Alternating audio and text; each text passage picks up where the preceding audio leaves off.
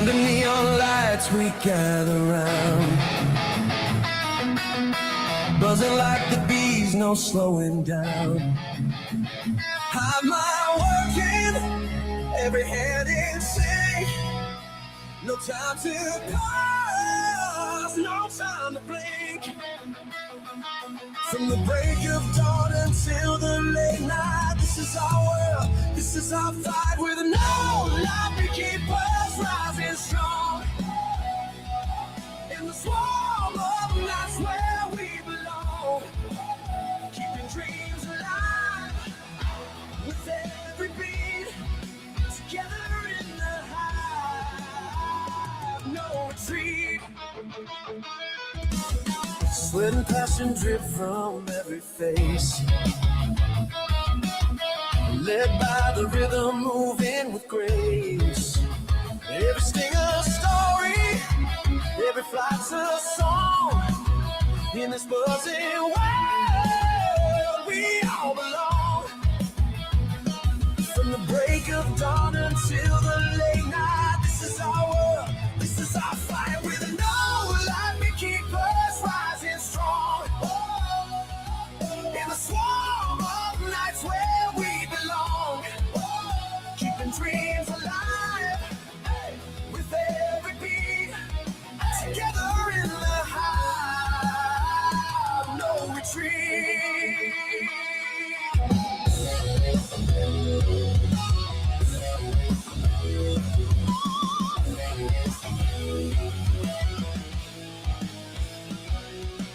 Lights go down, but we ignite, fueling fires in the darkest night. Through every stream, across each screen, our hive is alive, united and keen. We're the no life beekeepers rising strong in the swarm of nights where we belong, keeping dreams alive with every beat, together in the hive, no retreat. So come join us, don't delay. Tuesday nights, 8 p.m. Yes, let's play. No life beekeepers, forever we thrive in this live stream hive. We'll come alive.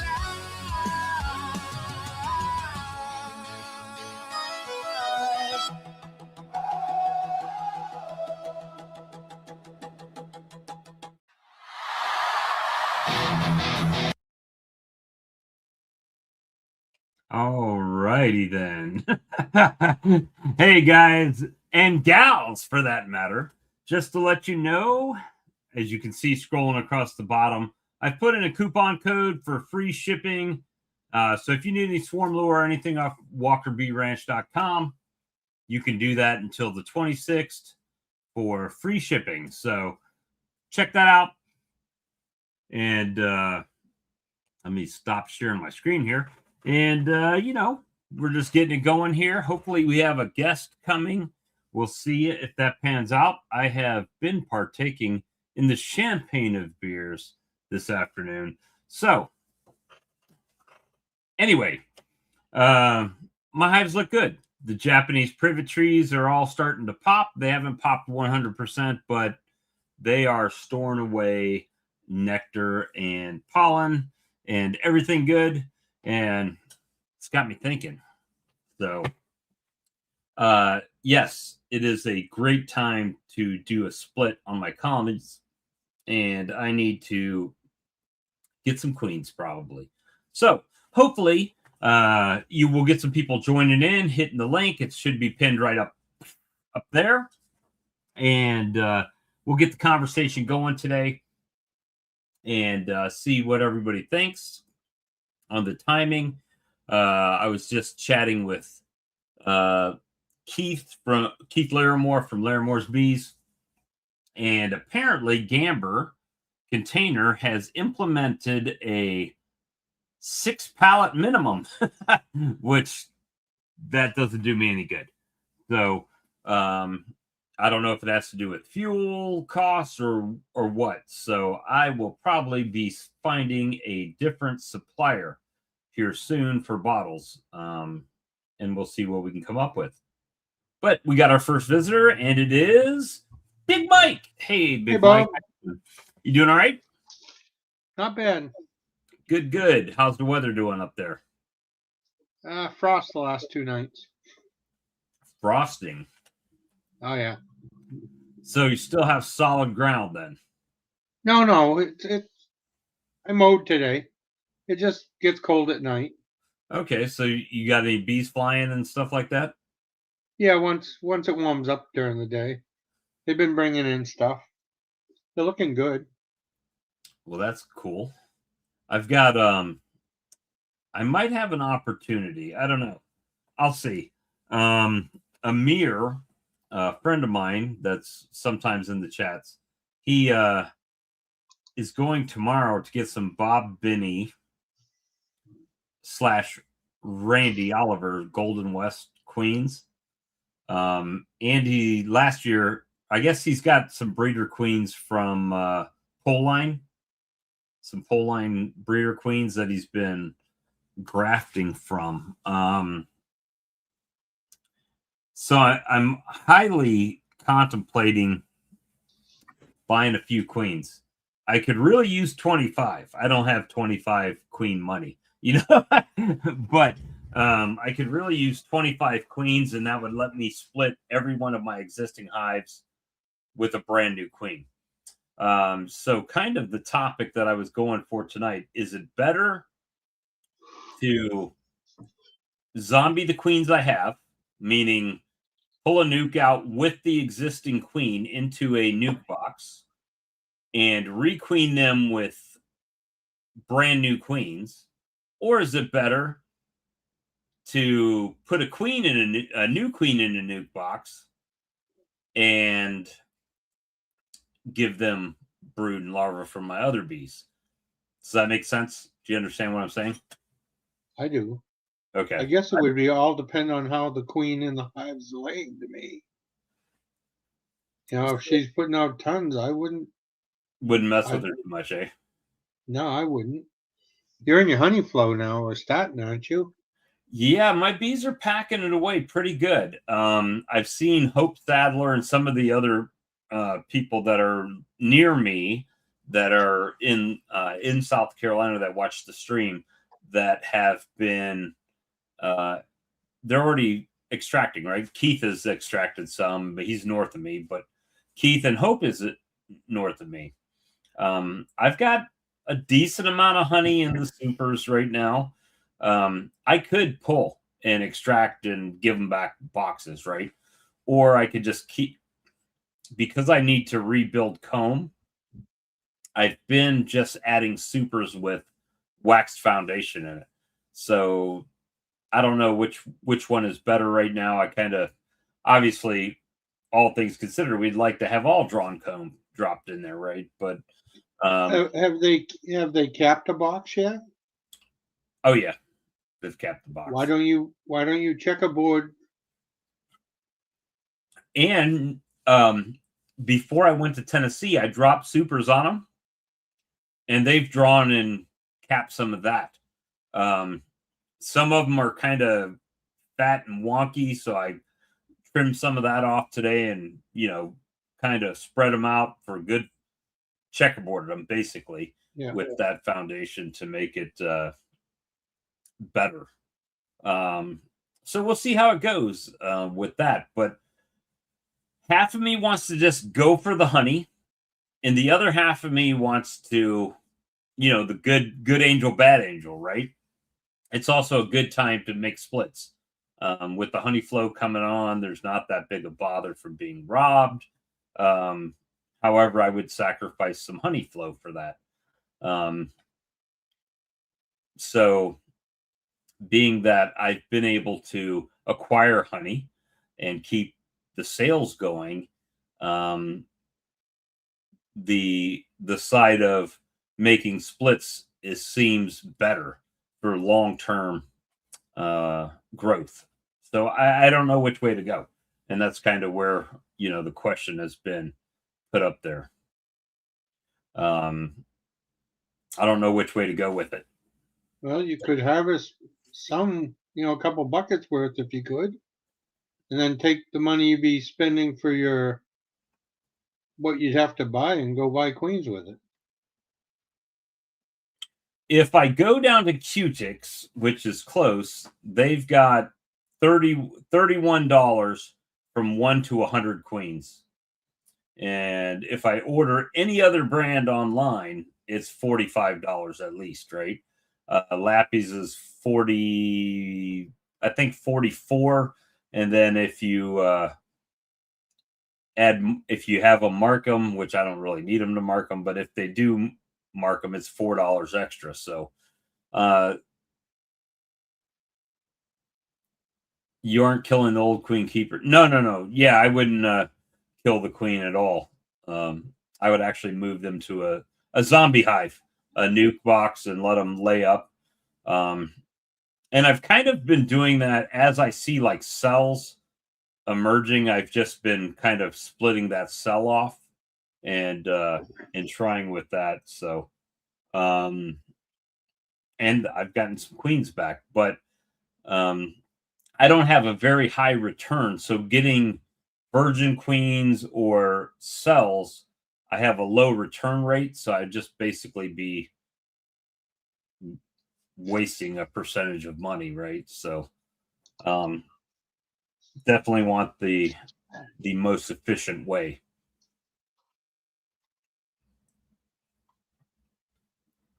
So that's what I'm looking at here, right when the Japanese privet starts to pop.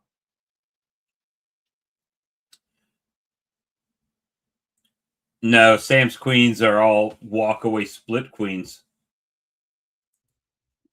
Hello, sir. Hello, gentlemen. How does You use that term loosely. Yeah. Well, yeah, I realize. And Bob, you don't have to introduce me as a special guest. I've come here quite a bit, so Well, there was a chance that we might have had a different special guest. So we'll see if that an additional special guest. An additional special guest, yes, sir. We'll see. From the email, I don't know. We'll see if that happens. But I'm about three champagnes in. Oh, Champagnes. I should go get something. I'm lacking here. I'm so. Are you parched lacking this evening? Refreshments. I'm not parched, but I'm lacking adult refreshments. This morning's coffee. This morning's coffee. Hey, good to see you, Brian. And we have a lot of people in the chat. Well, we have 37 right now. Not a ton of people in there, but the most important people are here now. I really need to change my background. That's not a fair representation.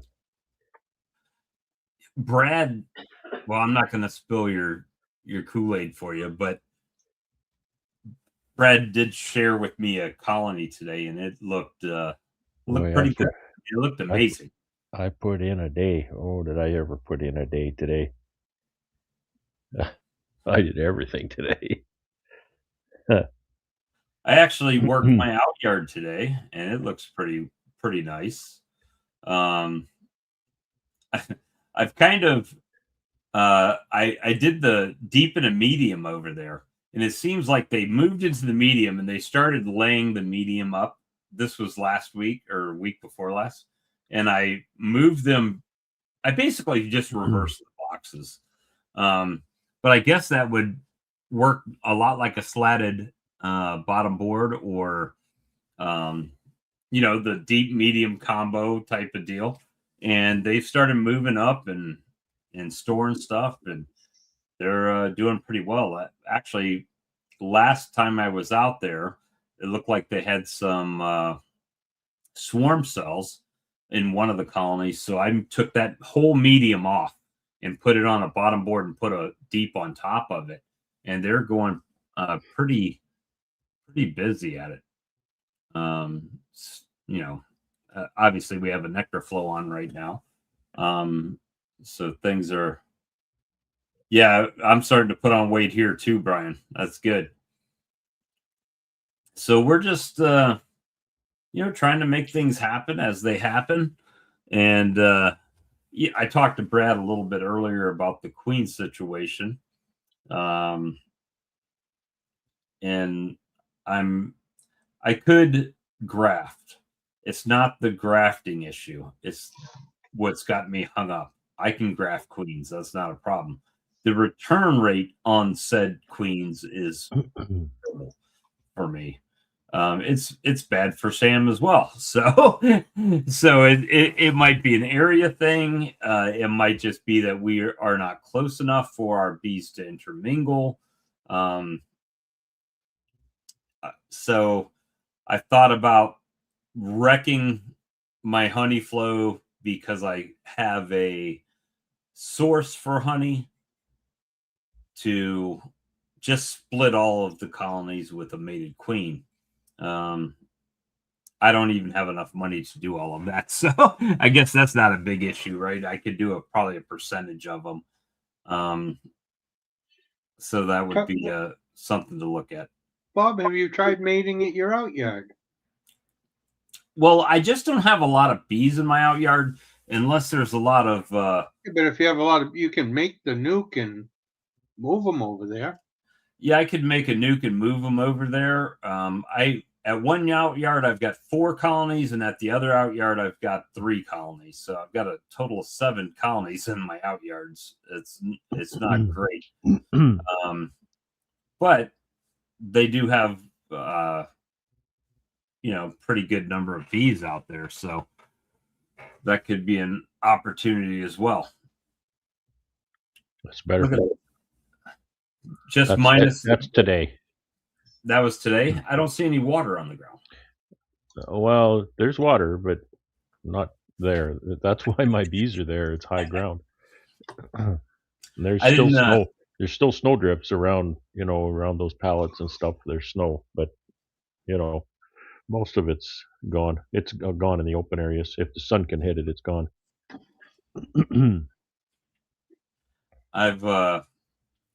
I don't know if you heard, Brad, but I've got an opportunity. Amir, a friend of mine, has some. He's going to Bob Benny's tomorrow to actually pick up some Golden West bees. Oh yeah, and I don't know if it was earlier this season or last year. He got some pole line breeders. No, I can't buy any breeders. I mean, not $400 or $500 queens. I can't afford. So I have to kind of rely on these guys. And he said he could give me some cells, but again, I run into the same issue, right? Return. And then they run the risk of getting with some of the mean Hive's drones. Right? That sounds like mated queens really are your way to go. Yeah, so that's a so if you notice the free ship on the bottom, that would actually help me acquire some of those queens if I need them. So yeah, pick up your swarm lure and other stuff and help Bob get the queens. Get my queens that I need. That would be great. Yeah. Or throw a super chat and you can buy a queen 2 months from now. I buy can a queen wing 2 months from now. Well, there's that. But so Brent, tell us what's going on in your yards. Oh boy, today was a full day, but really what I did in the yard, I don't know, you can see the little white things on top of the hives. I actually took pails out today, and hey, that's nice. It's $20 to word a queen. Half queen. Yeah. And so I got syrup pails on all the hives at the home yard. I haven't done the out yard yet, but the out yard had a good amount of fondant still. So, and some of these did as well. So they weren't starving, but I wanted to get that syrup on them. I'm always so impressed by yours and Ian's. That 6 frame you shared with me today. Yeah, I'll show you a picture of that. Boy, was that ever full. I don't ever have that look, hardly. Well, And I mean, that was probably the best of the best, but it I was don't know if really that's nice a looking. I don't know if that is a just geographic thing for me, or if I'm not leaving them long enough before I add an additional super or box to them. And honestly, to totally honest with you, I I pulled the lid off, pulled the foamy back, and I actually gave that 1 or 2 puffs of smoke already before I realized I should take a picture of this. So it probably was a little bit better than that, but I'm gonna have to watch that one. It's gonna fill that box pretty quick. I mean, that one right now, I would feel very comfortable personally to move that to a 10 frame hive already, right? Just boom. Yeah, well, the context probably is uh, how much brood is in there, right? And that would really determine whether or not it goes into a 10 frame yet. And also, we're not out of the woods. We're not to May 1st. These hives are not going to get any bigger until May, right? They're only going to get smaller. So there's no danger with that hive at this point. I would like to see how much brood is in there. I'm not going to break into that and bother them. I need to do that after the 1st of May, just so I can take stock of where they're at and know when to transfer them. Is But sure is nice to see. So you've given them, you brought them out, you've given them apipasta right Yeah, now. yeah, gave them that fondant. Is that 1 kg? That's a 1 kg. So they've already devoured that. Today you put liquid feed on them. Yeah, so they Um, got most of a gallon of liquid feed. that is that looks nice, man, to me. If I had a hive like that, I would be flapping a box on it already. I was very happy with that. Yeah, and you know, looking at that, I'm thinking, oh, if I see that in the middle of May, then absolutely, it's getting split. It's getting, the box added, all that kind of stuff. But right now, because you have nothing blooming over the next when will your blooms start at all? Oh, at least a month. So basically one brood cycle. Yeah, A little bit more than a a brood little cycle. bit more. Yeah. So in the next little bit, it'll start. But this is what amazes me about this is how long have these bees been outside? A week, 2 at the tops. They came out. It's over 2 weeks. They came out, I think, the 2nd of April. All right. So they came out the 2nd of April. So roughly a little over 2 weeks, 2.5 weeks, almost 3 weeks. Which means they've been out basically a brood cycle, and they're this full. Mine when the spring switch flips, they're nowhere near this ever. Well, again, I don't think, like the way you described that, I don't think is what you're seeing. This is not, they've come out 2nd of April and now they look like this. They look like that coming out 2nd of April. Because like there's not been enough brood produced for these colonies to grow yet. See, So this is why that colony was nice and big coming out. This is why we need Lloyd Harris here to explain this to us. Yeah, yeah. I really believe, and honestly, I haven't read his work. I've only heard his work secondhand, like through you and other people, right? So for me, the flying is dying is very much in play, right? Mine fly the majority of the year. There's just nothing for them to feed on. So that really has intrigued me. I think it says a lot for a poly hive. Yes. compared to a traditional wooden box. Do you have any photos of wooden boxes that you've done the same thing on? Pulled? I didn't take any photos of the wooden boxes. I have 6 wooden 6-framers, and honestly, they look pretty good too. Do they look like this though? I didn't look at them close enough. I just kind of flipped the lid enough to know if they were alive and then added a pail. It's just it's just the season here to not dig around in the hive. Right. It's it you know Put some we emergency feed on them and get yeah that. yeah we wait till May because typically April is dwindle month. It's April dwindle. They will shrink until the end of April, and then they start to turn around, and big ones like this, they'll probably start to turn around pretty fast. That's just amazing to me. I am And then happy for you. and they build. Oh, Bob, I'm absolutely stoked. I've struggled for a few years now, and to see this is just, man, I So couldn't be happier. and that's what I was saying. I am happy for you because I know it's been the last at least 2 to 3 years that it's been a struggle, and I see the light at the end of your tunnel for this, right? Well, yeah, I At have least to for make this sure year. I don't rest, right? I need to run the good race here. I think I think I've learned some things and crossed some bridges, but I also need to continue to fight the fight, and the fight is rural management. Beekeeping, like beekeeping today, it's not beekeeping. Beekeeping is secondary. It's rural management, right? You can't do beekeeping without rural management. So if you manage varroa, then you can have bees. That's It's sad.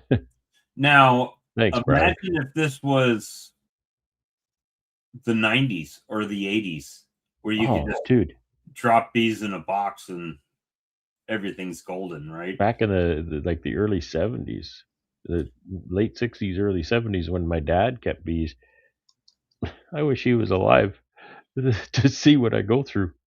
Well, I got a call from a lady probably an hour from me saying, "Hey, we bought a property and there's 2 hives out here. We would like to have you come out and inspect them and see what's going on in there. And we would like to keep bees." And for me, I would love to do that. But it's so much more than just cleaning up the colonies and making sure they're okay right this second, right? I could inspect them tomorrow, and next month they could be dead. We don't know. I mean, I struggle with that every year, and Yeah. and I've been fortunate this season Yeah. to 2.5 years I've been basically treatment free and been able to at least maintain the number of colonies that I had. Um, and I need to come up with a solution for that. Because I've always been told if you're not growing, you're shrinking. In business, right? So, as far as business, if you're not growing, if you're just staying the same, you're basically going backwards because inflation is going up. Like I had a gentleman come today. He bought 4 pint jars. It's the same as 2 plastic jars. And I tried to sell him on the plastic jars. But he just likes the glass jars. And I said, well, it doesn't mean anything to you. I understand. I said, but this is 4 times the cost for me for these same jars. If you're not giving these away and they're just for yourself, they're costing me more money for the same amount of honey. So he still got his glass jars. It didn't sway him in that effect. But with inflation, and now Gamber saying you have a 6 pallet minimum, well, I can't order from them anymore. I have to find another store. So let me ask you this though, with that difference in packaging price, is your sell price the same between those two? Per pound, yes. Not But per pound. I don't I break it mean down. Like your final sell price. Are you recovering that cost from the customer is what I'm asking you. yeah, I mean, they're paying more for the pint jar. They're paying Okay. $15 as compared to 10. They're getting half a pound more honey. So they are, I mean, per pound, like just Not straight talking off. per pound. Per pound is a fixed number, right? You Right. get X number of dollars per pound, and then you add your packaging. I So you're actually make a recovering. bit more money on the squeeze bottles because they are cheaper to me, right? Where I pay $1 for a squeeze Yeah. bottle for a pint And jar. that's okay as long as you're making a proper margin on the glass jar. It's okay to take a little bit better margin on the cheaper container, squeeze bottle, whatever. But I would never do the other way around. And hey, I just said I would never do the other way around, but then I was going to give you an example of how I have. I would never My, accept this one time. I have a one. I'm going to talk pounds here. It's not pounds, but I have a 1 pound jar and a 1 pound squeeze bottle. I sell those for the same price. I sell them for the same price because the squeeze bottle is something new. My prices are based on the jar, and I didn't want to introduce another price category, to recapture a few more cents for the container. My squeeze bottles do cost me more. I don't really sell that many of them. Not a lot of my stores carry them because they're new. I haven't introduced them to all the stores. But what I need to do is adjust things so that my price is based on the squeeze bottle, and then the margin on the jar is just a little better. So that's really what I need to do for my next price adjustment. Well, I Never get take a bath on packaging. I get a bit frustrated because for 7 years, and not all of that have I bottled in the same containers, but most of it, Charlie said, "Hey, get with Gamber, you can get a good price." That's all great, and that's how I structured all of my pricing based on those costs and what I want to get for my honey, and everything that goes into it, and then out of the blue, they say, "Oh, you have to order 6 pallets." So I buy not only 1 pound squeeze I mean, bottles, but I'll go I through buy 2 to 3 3 pound squeeze. pallets. I'll go through 2 to 3 pallets of each size of my jars every year, but I don't buy them by the pallet anymore because I just get tired of trying to store them. Yeah, and that's kind of where I'm at right now, is that now I have to find another supplier to buy my bottles from. And I don't know if you've looked, but most, I mean, you can get them in certain places, but they're not the same bottle. They're different, right? Which means, oh, well, will my lids fit now that I just bought 1,700 of that I may or may not be able to use on my other container, right? So, Fillmore container. Okay, I'll check them out, Charlie. So yeah, that's kind of the thing, is that they just kind of, I thought that was, if you're going to pick up, you have to buy at least this much. I don't have a need for 6 pallets of anything, much less a combined 6 pallets, not at this point. Yeah, that's right, Brett. My old tractor won't lift that pallet. So again, what I need to do is I'll get it home, and then I have to unload it onto 2 or 3 other pallets that I use, and then usually then I'll wrap those so they don't fall apart and store those. So it's and I don't have tons of storage, Well, especially in the winter. just Charlie. Hey, Charlie, haven't seen Jolly. you in a minute. Good to Hey, see you. Jolly. Hey. Sawmill 10 Charlie? Charlie's Bee Farm. Sawmill 10. Yeah, that's my code. Oh, if you need Hive Alive, you can use Sawmill 10 for your 10% discount. Oh, That's right. I feel you left guys out. I can. got I'm gonna run I by don't you. know. Somebody Right. did that to me already. I got no coupon codes. I'm feeling left out. But far as the containers, everybody up here is in the same boat, and the other place that we were getting Gamber was in our back door, and they don't want you coming to their place anymore. I love that our bee supply here carries all the containers I need. Well, I shouldn't say that. I do order my squeeze bottles from a large national container supplier, but the bee supply places here, they have all of my standard jars and pails in stock at any time. I'm just very blessed that way. Where's the hat? Even if I want 2 skids of jars, I just call up my bee supply and say, I want to come tomorrow and get 2 skids of jars. No problem. And they got a little forklift. They just put it right on the truck. Mm-hmm. So they're really good that way. Yeah, I mean, The hat. I don't know. I don't know what that is. Charlie and the hat. Charlie in the Hat. Charlie and the hat. I don't know. Maybe you're talking about a Hive Alive hat or something. I don't understand what that is. Me either. The hat. Charlie, how's your bees doing?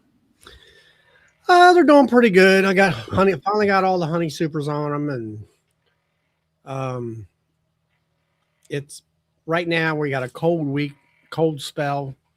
And then it's going to be warm, and then it's going to be rainy, which we need to rain. And Just don't say, well, I've been using Hive Live. My bees just look so good. I heard somebody say they didn't see much difference. I can't remember who that was though. I don't know. I mean, they take the stuff down, but I haven't seen any.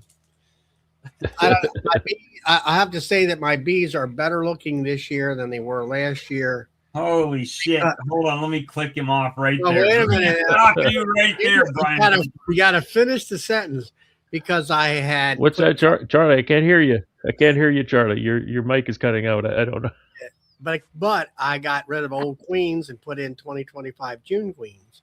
Just like they did on their scientific study. Replaced all the queens in the middle of it. Yeah. So that's the key.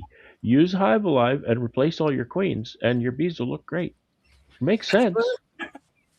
I still say it's queen. Definitely a queen situation for me. Well, see, I'm living that because all of these nukes here, brand new 25 queens, right? All of them. They look great. They're awesome.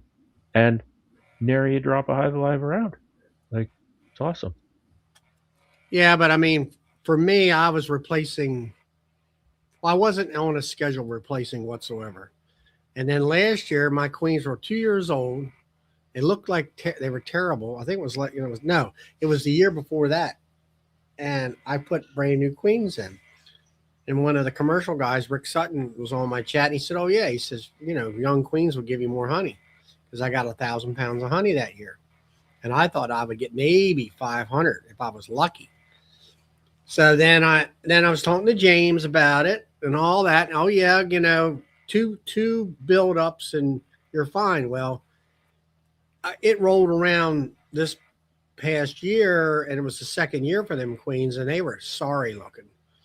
And I don't know what I did. I think. So how did you switch your evaluation from? Because you've been coming on this chat for 4 years. Something like that, at least.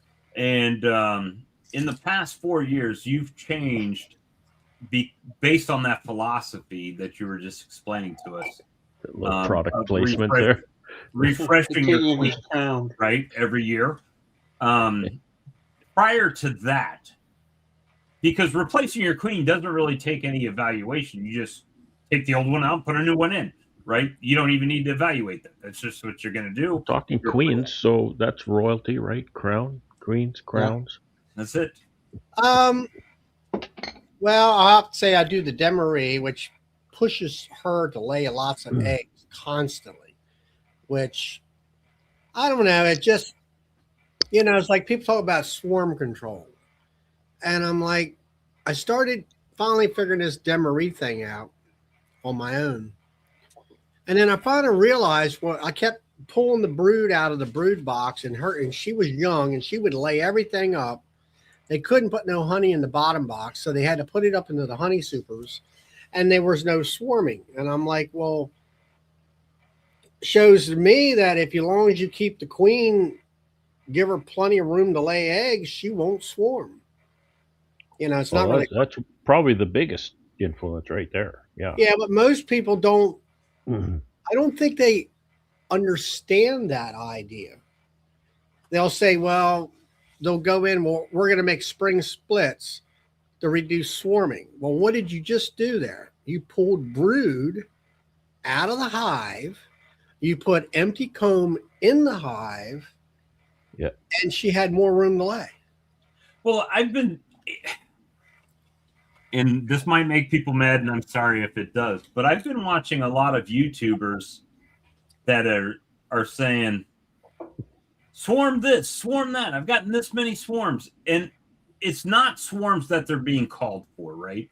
It's swarms that they've captured, I'm going to say, in their same yard or in their apiary, which is, to me, could be poor spring management. Yeah. If they're before the colony, right? And on one hand, I get excited about swarms, obviously, because I saw swarm absolutely. Because what do they do in nature, right? They want to swarm because they want to reproduce. So how is swarming mitigated? Well, management, that's how. So if you don't do any management, or you do, not enough the kind of management you should, then they're going to swarm because that's what they want to do naturally, right?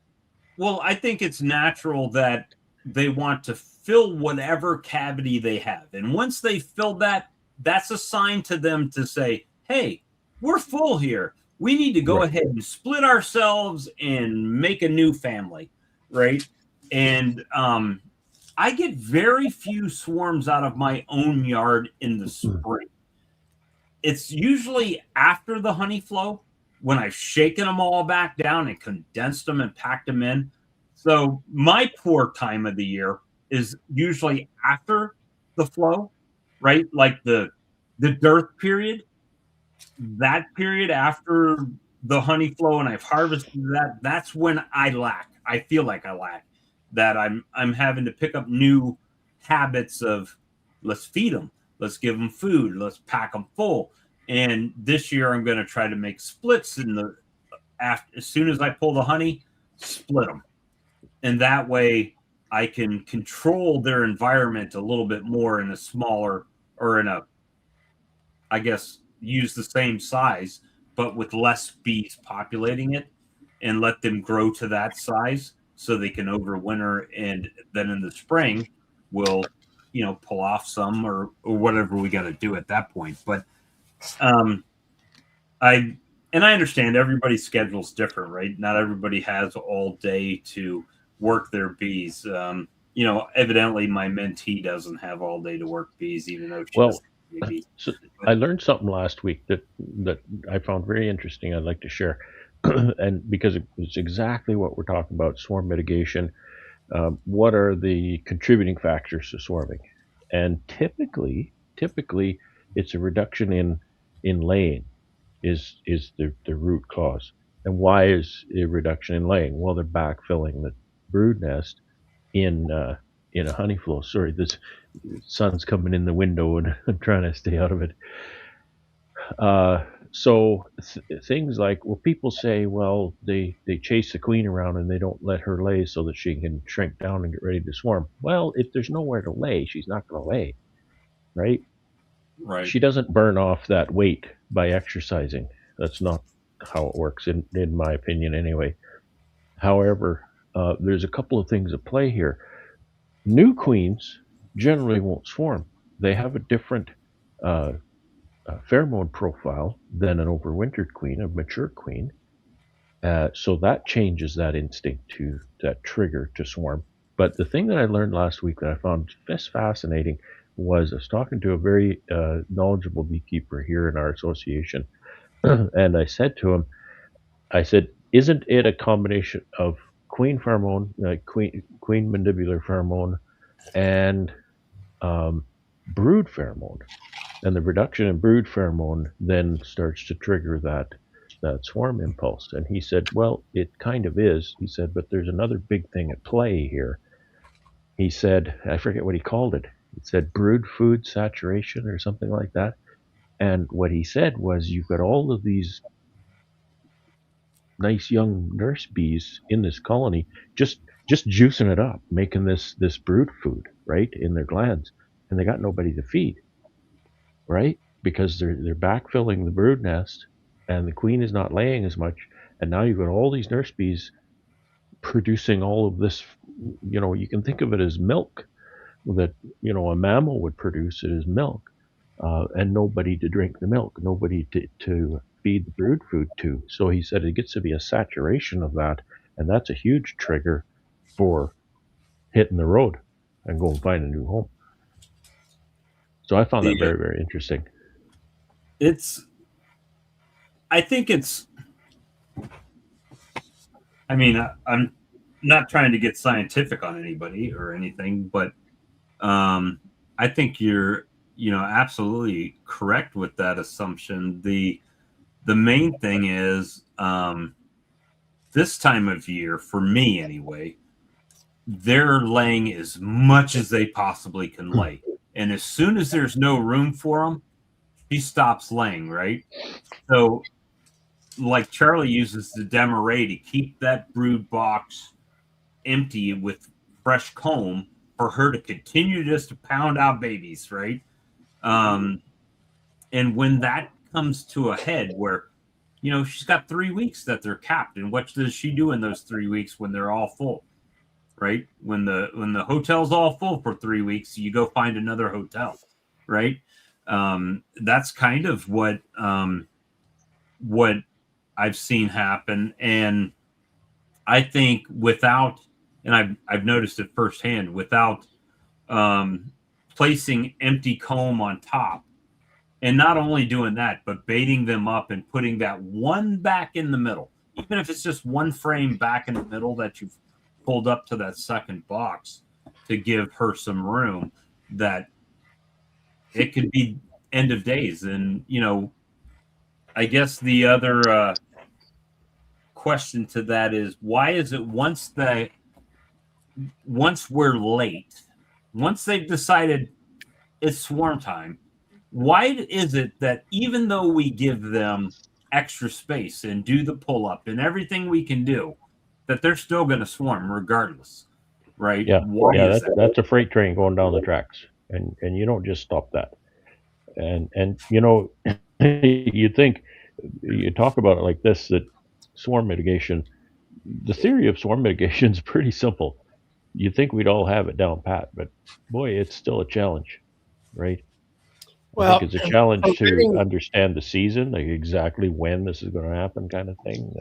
It's different every year. It varies. Could vary a couple of weeks. but like you were saying, once the queen cells are made and capped, you can't stop the train. But Well, you got you people got to ask get me that. They talk about that. They say, well, if you take out the queen cells are a symptom, Right, not a they're not cause, crossed. right? Queen swarm cells in a colony are not. They don't cause swarming. That's a symptom. That's part of the preparation. So I'll let you know. I've no. got a theory on this. Um, was it last week before I went to Tennessee? I went out to my out yard. They had a deep and a medium. The medium had queen cells, swarm cells on the bottom. I took that whole medium off, like half the colony at that point, took it off and put it on another bottom board, and then put a deep on top of that. The existing colony that was there, I put a medium on top of that one. So basically, the existing colony is the exact same setup as it was before I removed the cells and put them over. Hopefully, they think they've already swarmed, although the original queen is still in the mother colony. So I don't know how they're going to look at that. And they were very much on a couple of those cells, looking like they were trying to chew them out, the caps off, wear away at it to help her out. So we'll see what happens in the next week or so. I should have a good answer, at least for that part. Does that help or not? Just splitting it. Or will the mother colony still swarm, regardless of what I did, pulling those queen cells out? Oh my God, there's another ghost. Gentlemen. What is on your hat, sir? Oh, there goes the neighborhood. All right, thank you everyone for coming tonight. We'll see you next week. No, I'm just kidding.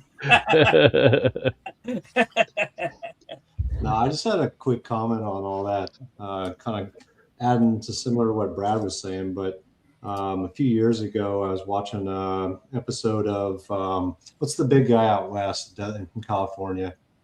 That's Todd Randy Prater. Oliver. Todd Prater. Todd Prater? Yeah. He's a big guy out in California. Yeah, he was saying through his studies, it's the scent of the larva that causes the swarming and everything. And so I started doing the dim array after not based on what he said, but based on what evidence between what he had said and what others have said. And I have not had a single swarm that I know of in the last 2 years since I started doing that. And you still got bees? Yeah, not many. They after 52 of them were murdered from dust cropping, or whatever. But anyway, crop dusting. But anyway, what I do is similar to what Charlie's doing, but for different reasons, I guess. But I just find it low maintenance. But I do the demare, whatever you want to call it. But the whole point of that is to reduce according to Randy Oliver, is reduce the scent of larva. If they're not overwhelmed with the scent of larva, because once it's capped, they don't have that scent of the larva anymore per se, but the queen still has to have room to lay, right? But I mean, if everything's capped, meaning there's no queen, right? There's only scent of larva if there's a healthy queen in there laying.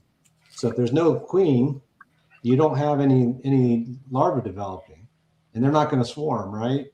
Doesn't matter how packed they are. If they don't have a queen, they're not going to swarm. At the same time, if you take that and you do a dim array, you take that the open cells of larva and you move it up to the top box, that eliminates all that scent, and then they don't swarm. And so I go in every 2 weeks, maybe 3 weeks, depending on how busy they are.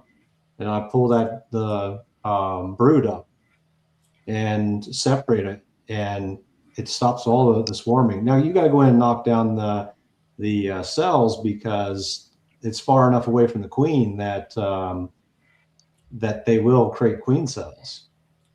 But if you knock them down within 12 days roughly, it's not an issue. And actually, last year I left double queens in about half my boxes. Depending on the population, though, you should be able to.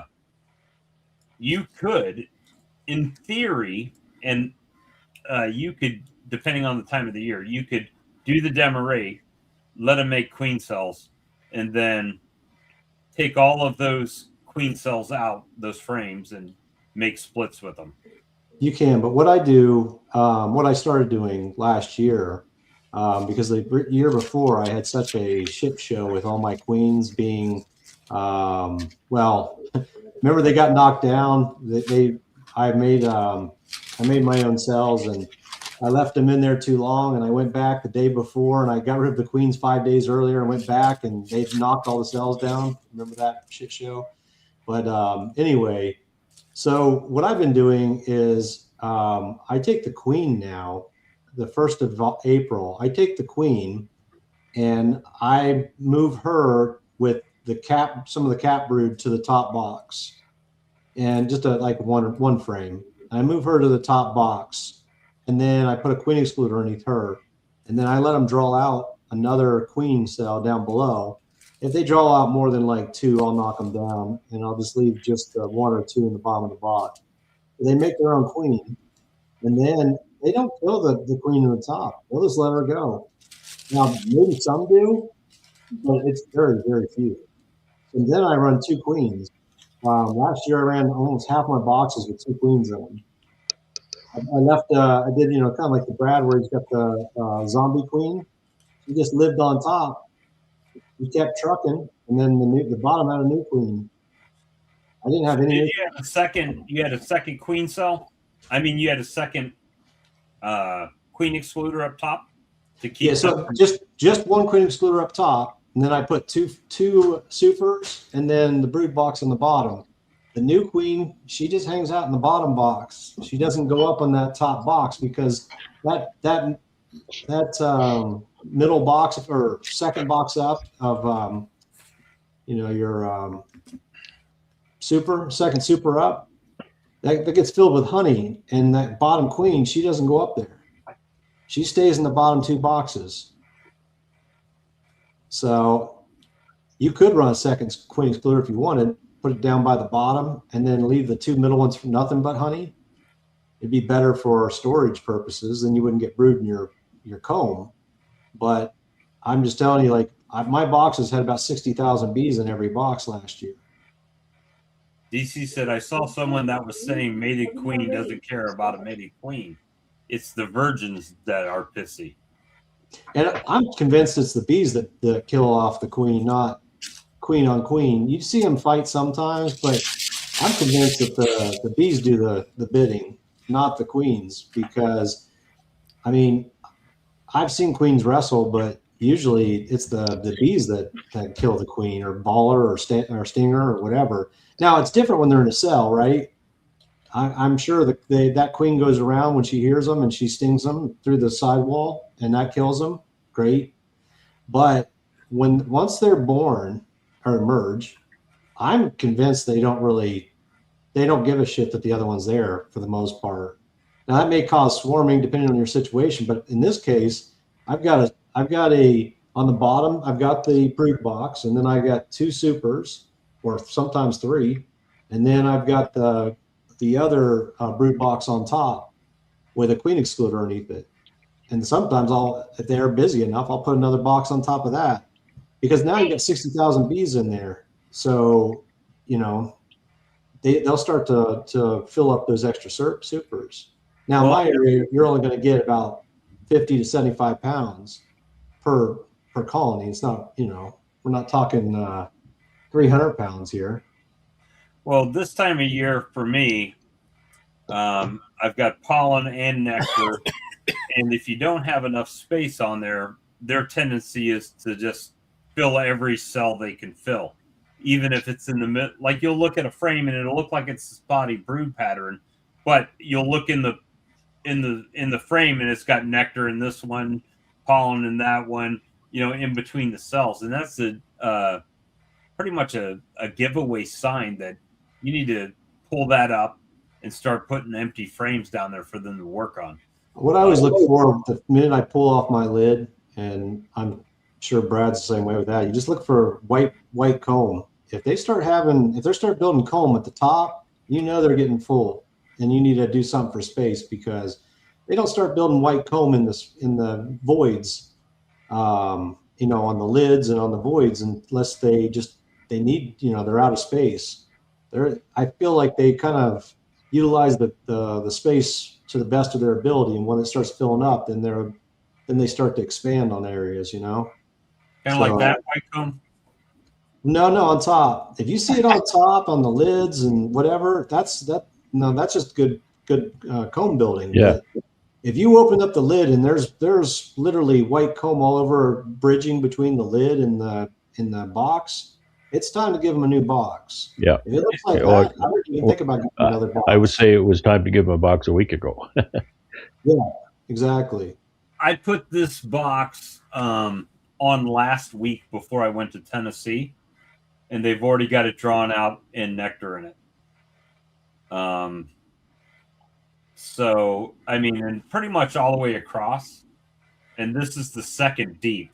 I mean, when I say second deep, it's this, there's a brood box and 2 deeps on it, right? So it's 3 boxes tall. And so they are moving up and moving comb up this time of year for us. Our privet has started to bloom, and for some reason I can't go back here. Let's see. Yeah, it just all depends on what you're looking for. Like I said, when it comes down to management, I just personally, I just started that the Damari last, beginning of last year and then this year, and I just like it because it just reduces my amount of the amount of effort. I guess I don't have to worry about swarming anymore. I get more more honey because there's more bees in the box, and like I said, a lot of times, like this year, I left my zombies on all the hives this year. If they kill that old queen, who cares? I'm not out anything. Well, Because I guarantee you they're gonna create a new queen. So the philosophy for me at this point with zombie queens is, if they kill the zombie queen in a nuke hive, they're going to supersede her and create their own, right? Yeah. If they kill her in a hive that has a queen, then they're not going to do that, in my opinion. So, moving the queen off, the older queen off, to let them make a new queen or replace the queen with a mated queen in the current colony is going to give them immediate boost of brood production. And if she dies in a nuke off to the side, they will supersede her, and hopefully she'll come back mated, and I'll have a brand new colony with a brand new queen of good genetics from that hive. At least that's my philosophy. But if I have them 2 in the same hive and they kill the old queen, I still have 1 queen, but I don't have an additional hive. Right. No, that's if you're trying to grow. Obviously, the way to do it is pull that queen out, so that way they're generating a new queen, and then off you go. Yeah, that's about right. So right now, I mean, here it's on at the moment, and we've had a drought, so it's we haven't had rain in a few, almost a month now, I guess, and we're supposed to have rain maybe Saturday. We'll see. It's crazy this year, at least Central Ohio. So last year, I photographed my daughter for prom, and all the trees were blooming. And prom in our area, now our school this year is like, it's a couple 3 weeks later than what it was last year. But the other schools that had prom on the normal schedule, the blooms are already gone. They've been here and gone already. So there are a few trees obviously that still have blooms, but the majority of the blooms are gone, which I'm blown away because we're like 2 weeks early. Well, I'll tell you what, this let me show the picture again. This is the Japanese privet trees that I had in my yard, and I had 1 or 2 that I noticed, but since I've had bees, the number of Japanese privet trees that I have that are blooming and showing flowers right now is pretty amazing. I think, obviously they're pollinating and getting nectar from them, but they are already popping this time of year, so it is going excessively well right now for that. It's kind of unusual. It's not a I haven't seen many people that have these around here, but they're absolutely destroying them. I went outside today and someone came. I said, "Can you smell that?" And he said, "Yeah, I can smell that for sure." I said, "That's the smell of money." He said, "What do you mean?" I said, "Well, they're going to turn that nectar into honey, and that's going to make me money." So it's they've been really busy. So, Brad, what's next for you? What's going on? What's the next step in your matriculation here of the honey season? Like that big word, matriculation? Yeah, I don't know what that means. Just wait, I want to Google that. Basically, kicking the can down the road. Yeah. Well, like I say, to get excited about that picture that I showed you when I see a colony like that, um, the excitement is reserved because that doesn't mean the same thing that it would mean in 3 weeks from now. Because these hives, by standard seasons, and I have no reason to think this season is an exception. It might be an exception in the wrong way. Um, these hives really should not have had a remarkable growth in population yet. And I did look in a few, I don't know, a week ago, and I was seeing just little patches of brood. So I don't think there's a whole lot going on there yet. So yeah, it'll just be maintenance. When the weather gets a little warmer, I'll start with some oxalic acid vapor, knock those mites down, and get some. I did some pollen patties a couple days ago in the out yard. I haven't put any pollen patties out here, but I have the dry supplement available to them, and they're all over that stuff. So I'll be curious, and you'll be So able to maintenance. you'll be able to find this out for us based on the last couple of weeks. You'll be able to tell us based on your out yard having patties and your home yard having dry sub doesn't make a difference between dry sub. That might be your weekly vlog. I'm feeding you. I'm giving you nuggets right now. Which is better, dry feed or common? I don't very often intentionally do side by sides like that, but there could very well be a difference. I could add pollen patties to the colonies that are in the wooden boxes, but these polystyrene boxes, the way they're set up, they are not conducive to adding anything on top. Like just the fondant, even a very thin Hive Alive fondant, I got to put a feed shim in there because there's just no room at all. My wooden covers have the half-inch shim, plus the frames in a wooden box sit lower in the box than they do in those poly boxes, and all of those reasons are linked to why I'm converting these poly boxes to a wooden top. They're all going to have about a 2¼ inch wooden top, so I've got that space to add the patty, to add the pollen patty, to add the fondant patty, whatever I want. Those poly nukes for me this year have been invaluable from the fact that if I make a split into a 2-frame or even a 5-frame and move it to the poly nuke, within 3 weeks or so, they're ready to go into a 5-frame. That extra insulation that they offer for the cold nights and stuff just lets the queen do whatever she wants in there. Yeah, cold, yes, but more than just cold, it's consistency, right? Because the bees, like, you're not getting cold enough weather to really bother them very much, but it's consistency. So the bees like to set themselves up. We talk about how the bees maintain the environment in the hive, and they do. They do a masterful job. They maintain humidity, they maintain temperature, ventilation, all of that kind of stuff. They do. However, I've learned in practice they don't adjust very quickly, right? It's all momentum, and it takes them a while to really set that up to work really well. And when things keep changing day and night or day to day, they're never quite in the right environment for how they've got it set up. So they're always trying to adjust, and it's not optimal. So the polystyrene just decouples the inside from the outside in a pretty remarkable way, so that they can set that inside of that hive up, and they can do their thing without too much influence from the outside world, from the outside environment. So it's consistency. It's not just staying warm.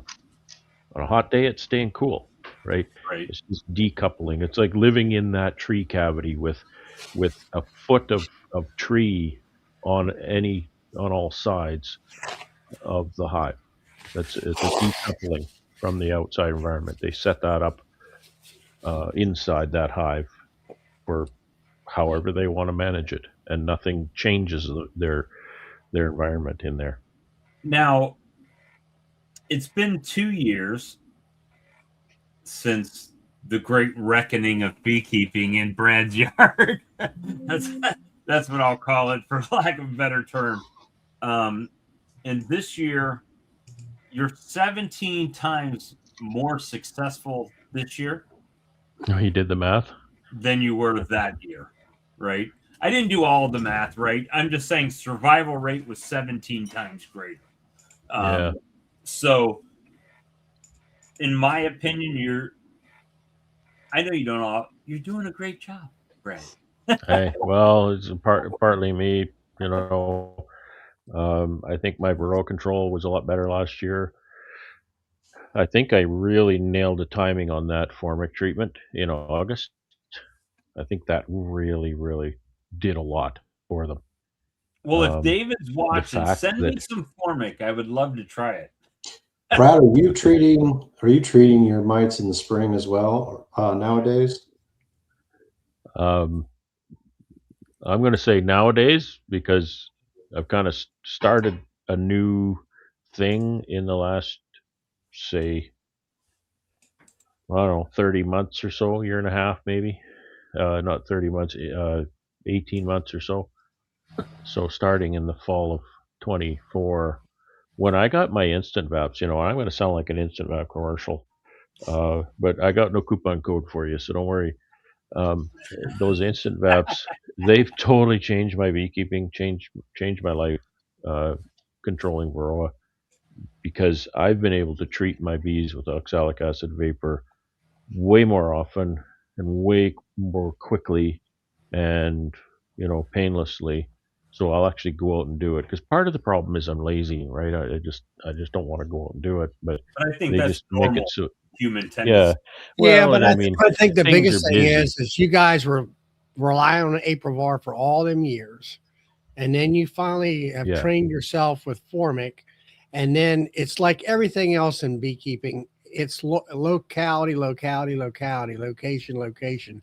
and for you had to figure out how formic fit in your I did. season, your I bee did. season. I did. And in you got it in there 24, when the supers were on, which is Yeah. fine. Yeah.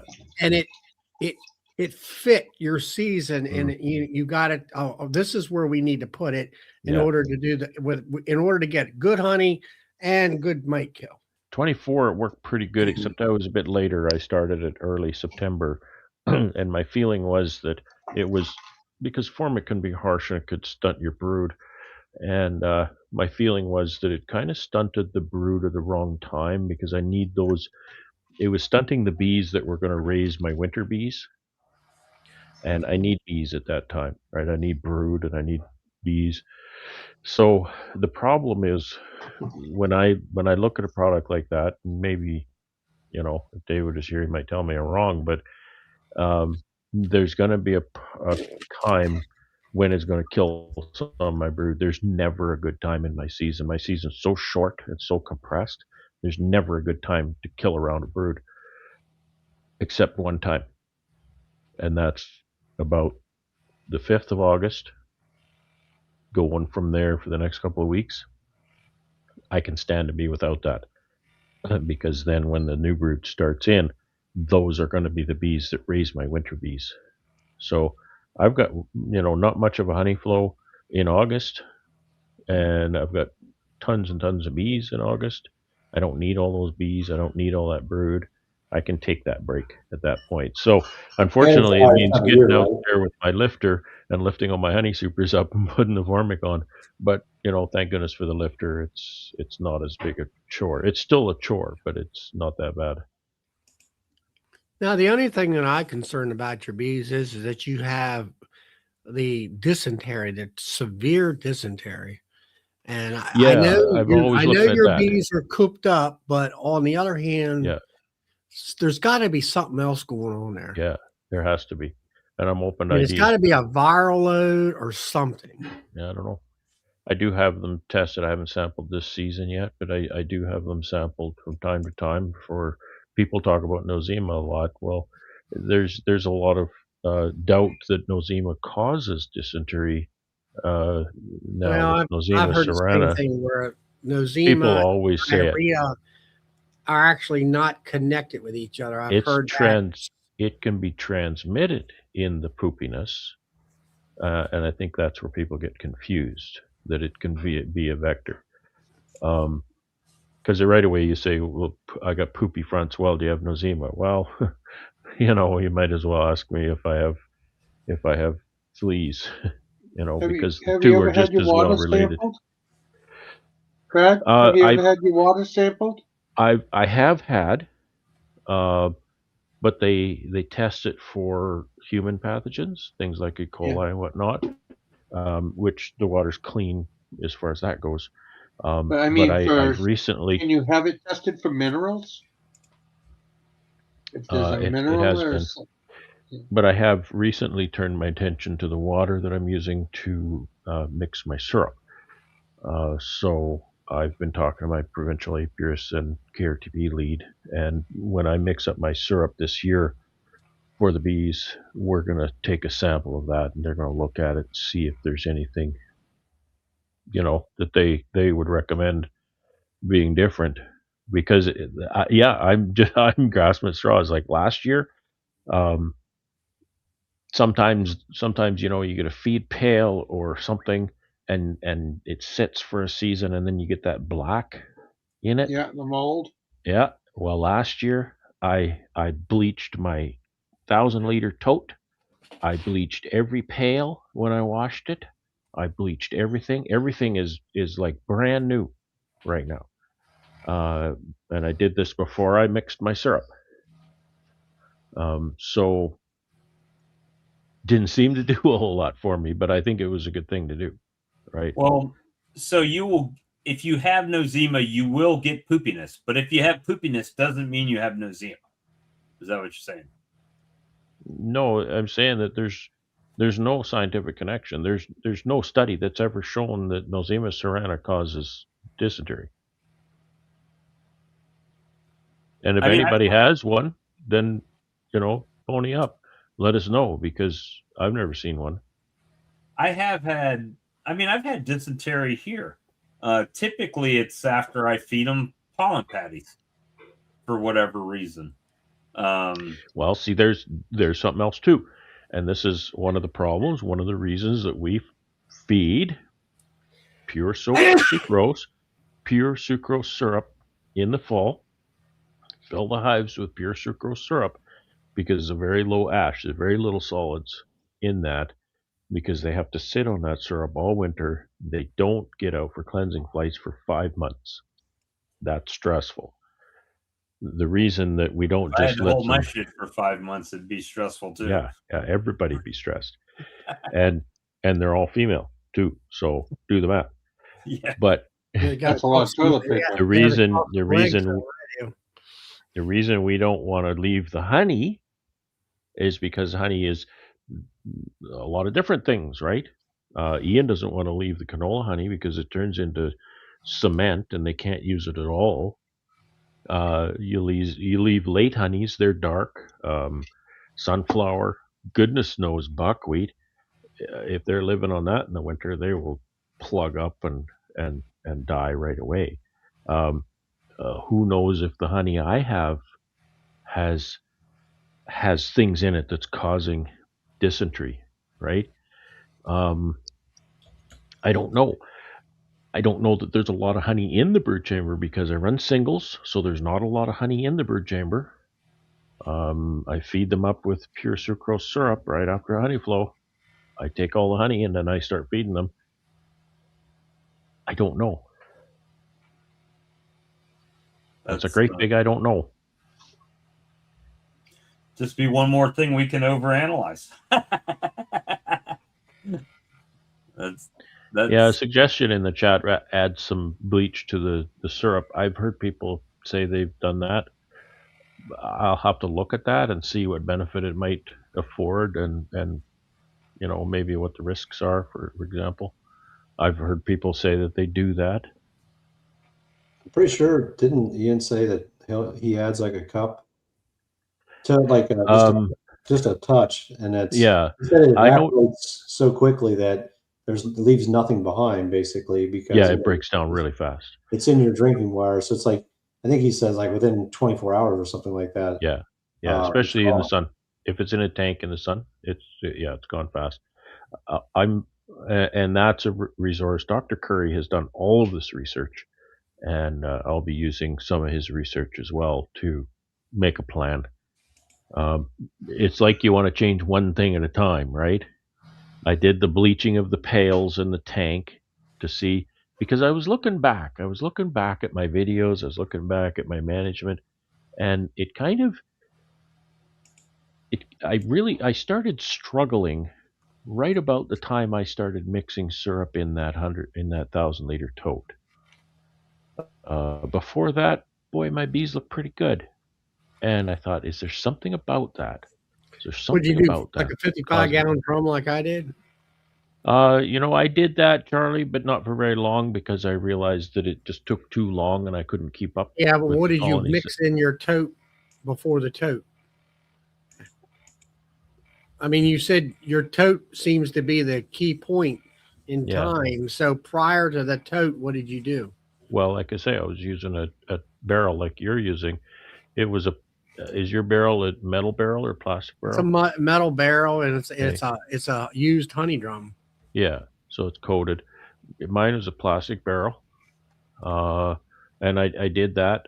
I think I only used that for one season because I couldn't mix the syrup fast enough to keep up. It just wasn't dispensing enough syrup for me, because don't forget, I was running 150 colonies. It just wasn't big enough. So then I put together the 1,000-liter tote. Before that drum idea, I was mixing it in a 5-gallon pail. I'd have a garden hose and a bunch of 5-gallon pails in the yard, and I'd have a mud mixer in the pail and mix it up. And that worked great. That's a great way to make syrup. It's easy, it's fast, it's easy to meter the ratio, everything. But again, can't mix enough of it fast enough. So the 1,000-liter tote really is the deal, because when I was running 120 colonies or more, I'd feed at least 2 of those totes in a fall season, maybe more, 2.5. So I needed a solution. Even with 50 colonies, with 50 colonies, to talk about it in gallons, that's one tote. That's about 250 gallons. I was running 85, and I'm using when I'm feeding, I do 5-gallon or they're 6-gallon buckets, but yeah, that's what I'm basing that on, is 5 gallons a piece. Yeah. Now there's a DC just put a link in here, and I was like, it's somebody that Dunn had on there about putting chlorine something in the mixing in it all. So yeah, I'll have a look at that after. You'll have to have a look at that. It looks a little more. It ain't something in the backyard. It's more of a little more official. Yeah. So, but like I say, you don't want to change 4 or 5 things. It's too bad. You only get to change something one time every year. But I don't want to change 10 things, and that's why it's about 3 years ago I pretty well swore off using any additives. I'm a big believer in products like Apis Biologics. I'm a huge believer in that stuff. I even stopped using it just because I needed to get back to a pure and simple baseline. Because you never know. Maybe there's a synergistic effect between 2 nutritional products that are acting poorly together and killing your bees. So I just wanted to get back to a very basic formula as few additives as possible, and then start changing things until I can make a positive difference. But what I do want to say about this idea here with these queens, with these nukes, is the queens. So here's my numbers. I put 44 in the building, and what did I say, Bob? There was, did I say there was 41 of them out there right now? But that includes 3 of the 10s. Yeah, I have tried Hive Alive, but anyway, so there was I don't know, there's maybe about 38 there, so that's a really good survivorship, and most of the ones that died starved because they were too big going in the shed and they ran out of food, but not more than 3 or 4. At my out yard, and those polys are all my grafted queens from 2025, so they're brand new, fresh, beautiful queens. My out yard is also 2025 queens. And to date, right now, there's 11 out of 15 colonies alive out there. It's not bad, right? This yard, probably no 2025 queens, and there's 2 out of 16 alive. And what were So- they? 24 queens, Brad? I think a lot of them were 24s. Yeah. It couldn't be before that because there was no queens left. No, that's right. Well, there was those 3, right? In between But, those two out yards, though, you had a totally different snowpack too. You're That, right, Mike. That out yard was well You're right. protected, buried with snow.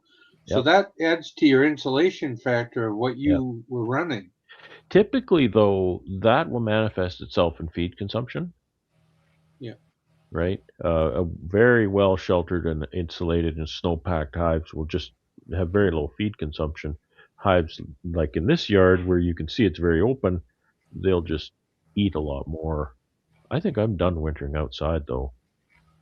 It's mice and shrews and all kinds of garbage going on. So I've Did had you it. have problems again this I spring? have a friend that makes a lot of nukes, and he uses the 6 frames, but he ends up starting them, and he gets them 3 deep in the winter, before winter.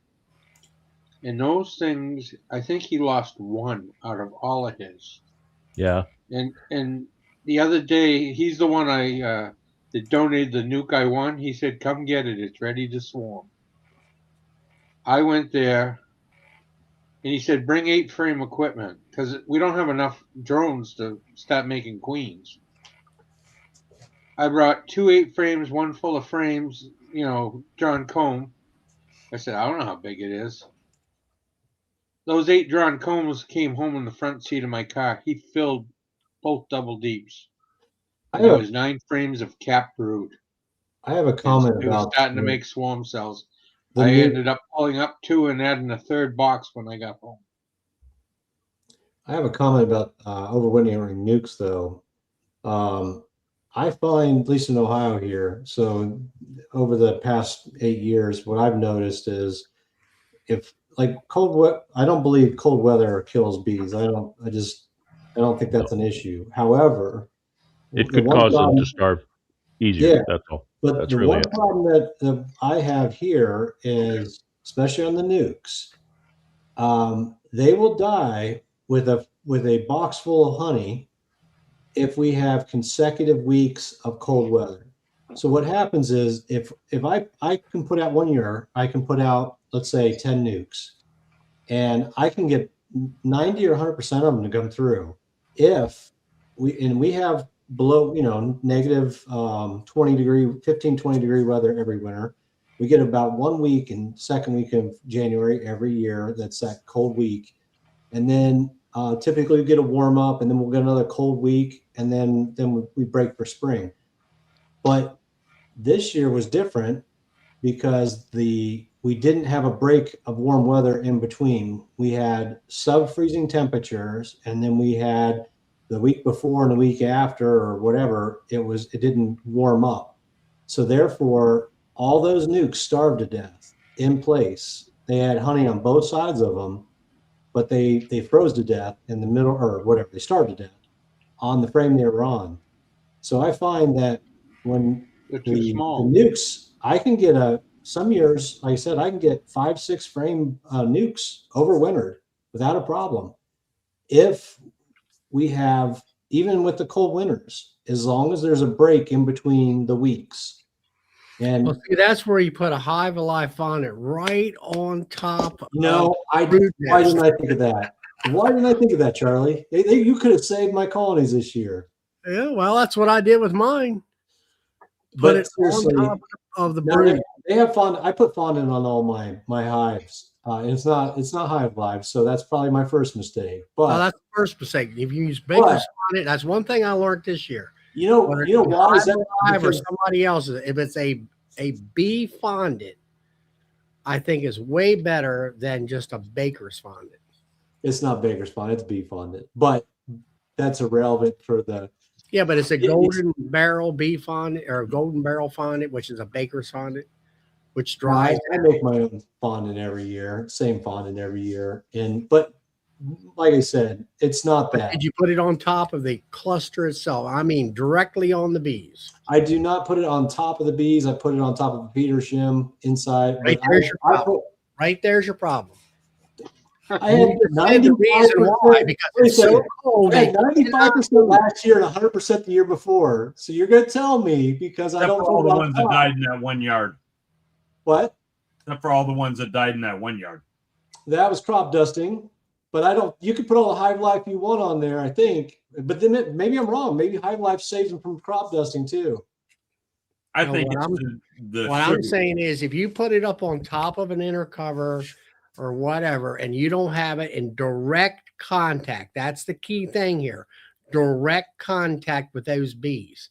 They're not going to go left. They're not going to go right, and they can barely go up when it's 5 degrees out.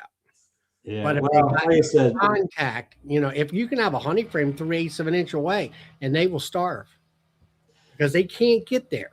Well, like I said, last they're year not big enough going into the fall. They're not going to make it anyway. I had 95% success last year, 100% the year before. I don't think that's the problem. But anyway, what is it this year? What is it this year? I only got 27 of 40 through the winter. I lost 52 colonies due to crop dusting back in August. But what overwintered? What was the overwinter percentage? I don't care if you lost it before. 27 out of 40 survived. So was a very 60%. What's that? 60 to 70%. Yeah, but I mean, it was the worst year I've had in 7 years. Except for my first year, I've kept 80 plus every year. This is my worst year. I thought you lost about half your nukes that 1 year because they all, I don't know, your graphs didn't take and some bunch of other stuff. A couple years ago. You're talking about the crop. I've got two issues. The queens, I tried mating all the queens, and all the queens I mated didn't work out. They all failed in about a month. So that was a queen issue. But then last year I had 52 full colonies get wiped out by crop dusting. And what time of year was that? It was like August last year. How big was the yard? What's that? How big was the yard?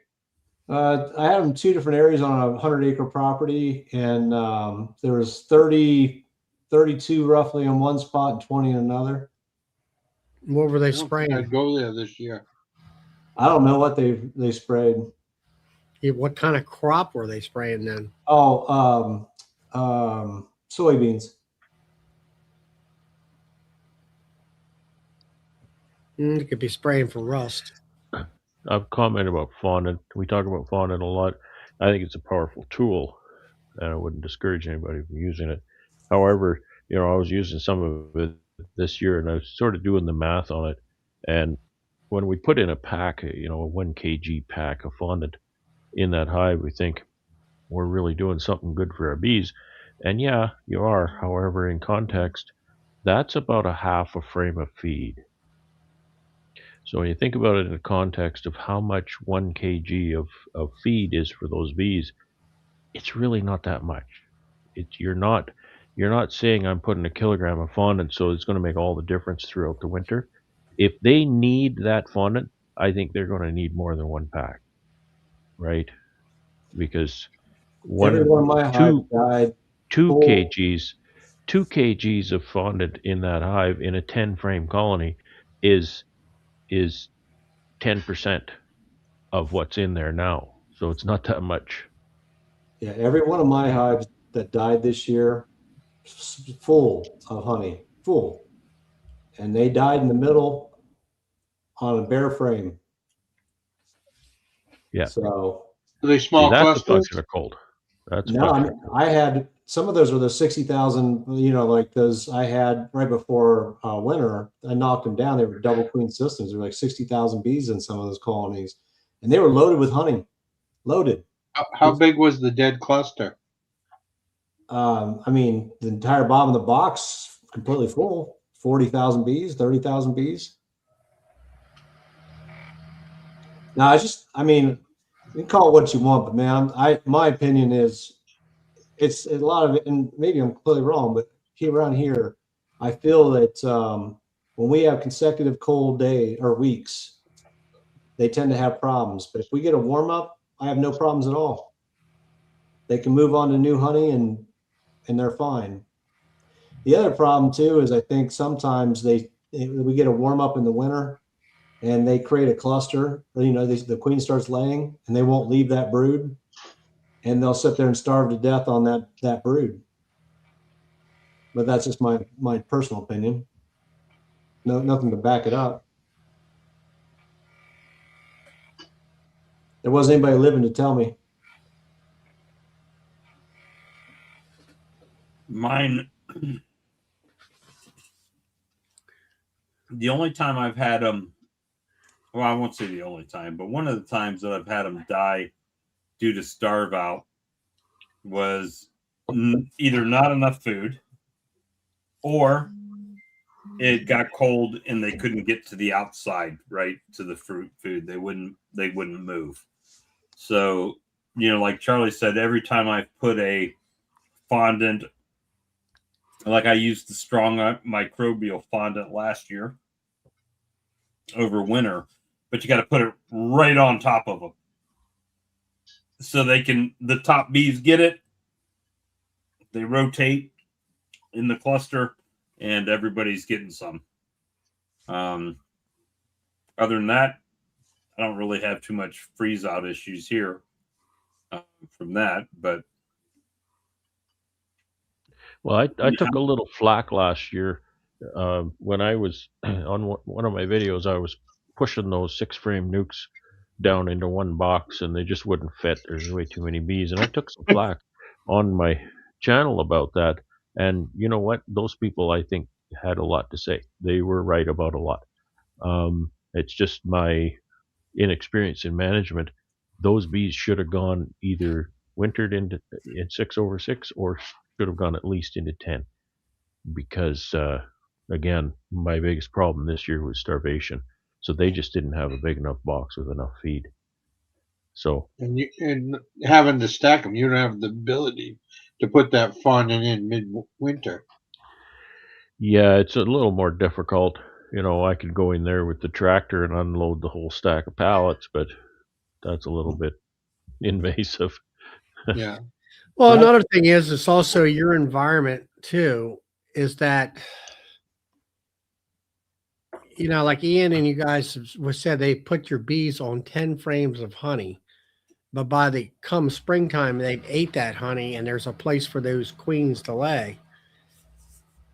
And that works where you can have it in a 10 frame box single, and you can do that. You guys can get away with that. And around here, I think, because we don't have the severe and the length of cold like you all do, you need a deep and a medium in order to get them through for extra food. Yeah.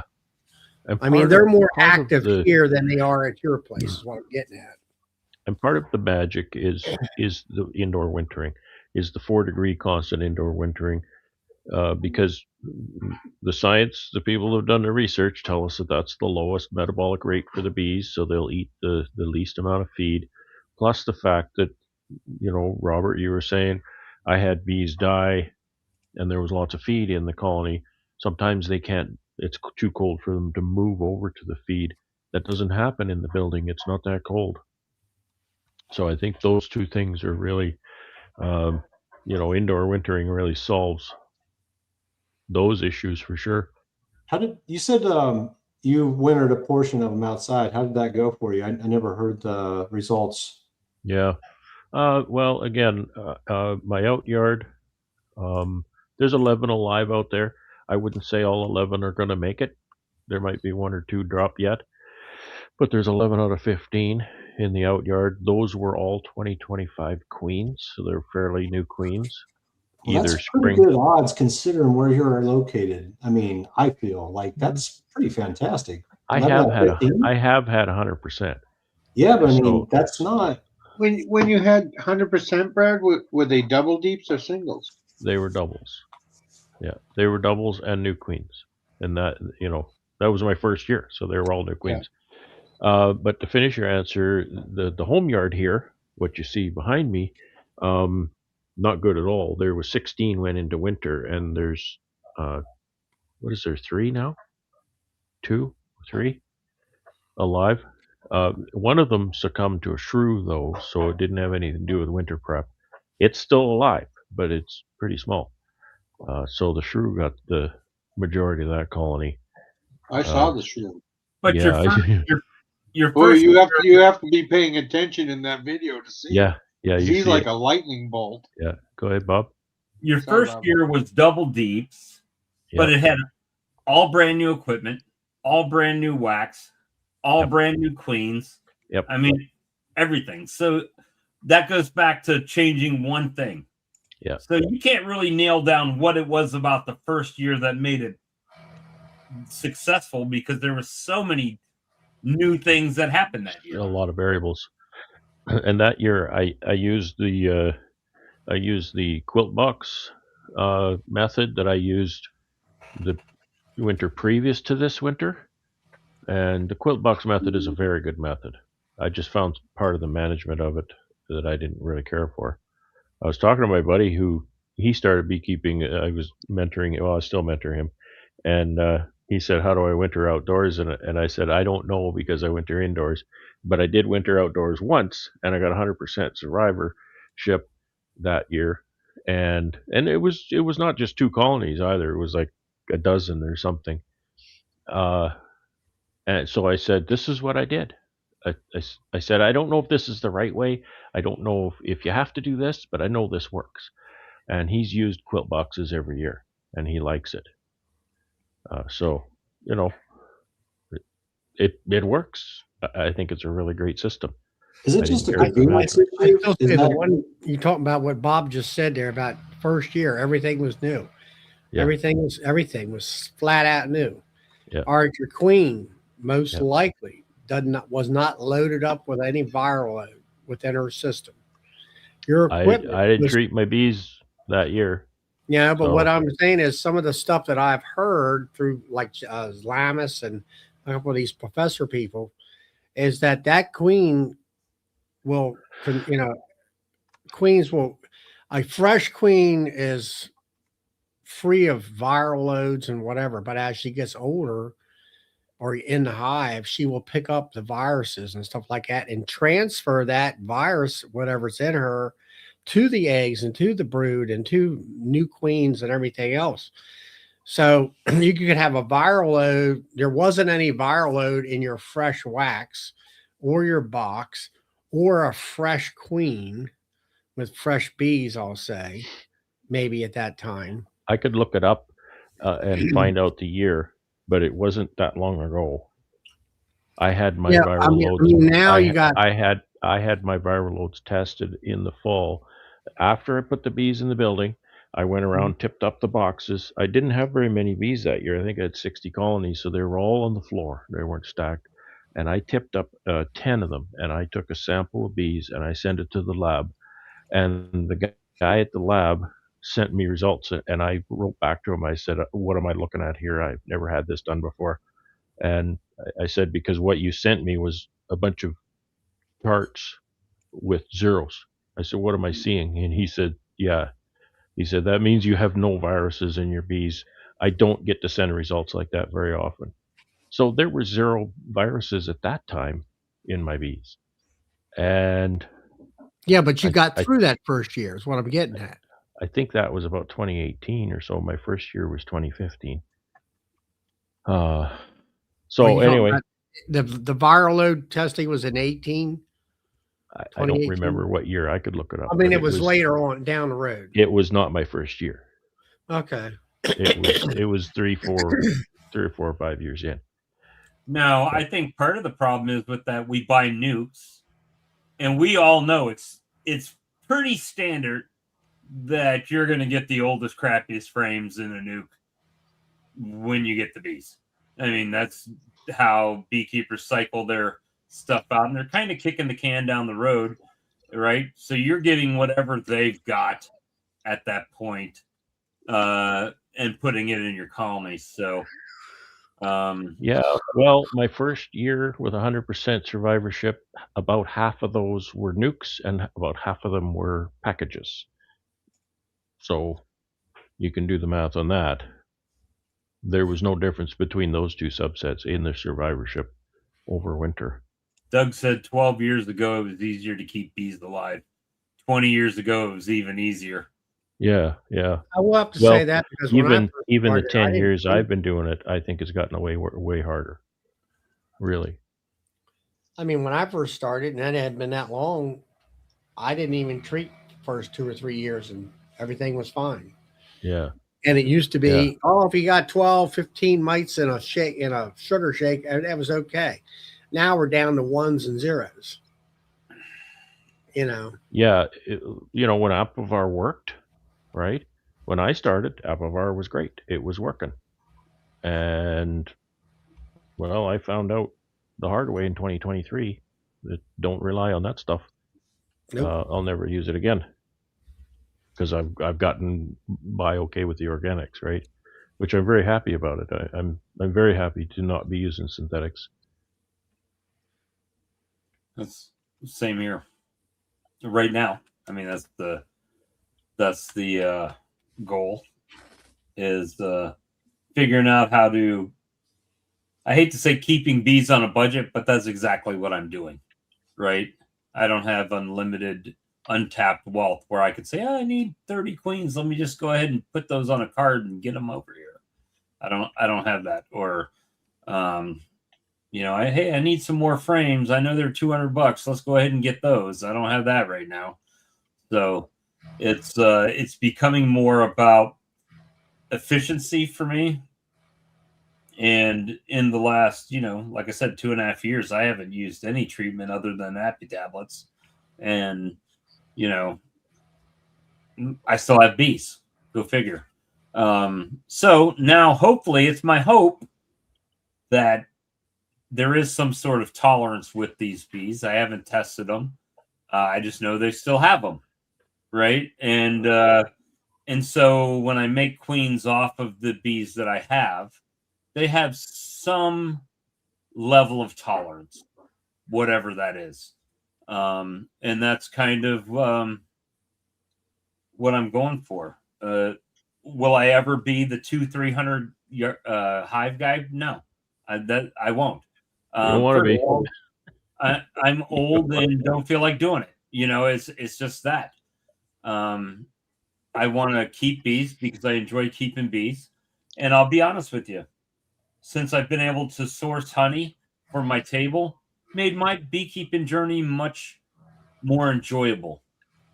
Because I don't have that stress of, if these bees don't make honey, I'm not going to have money for the next year.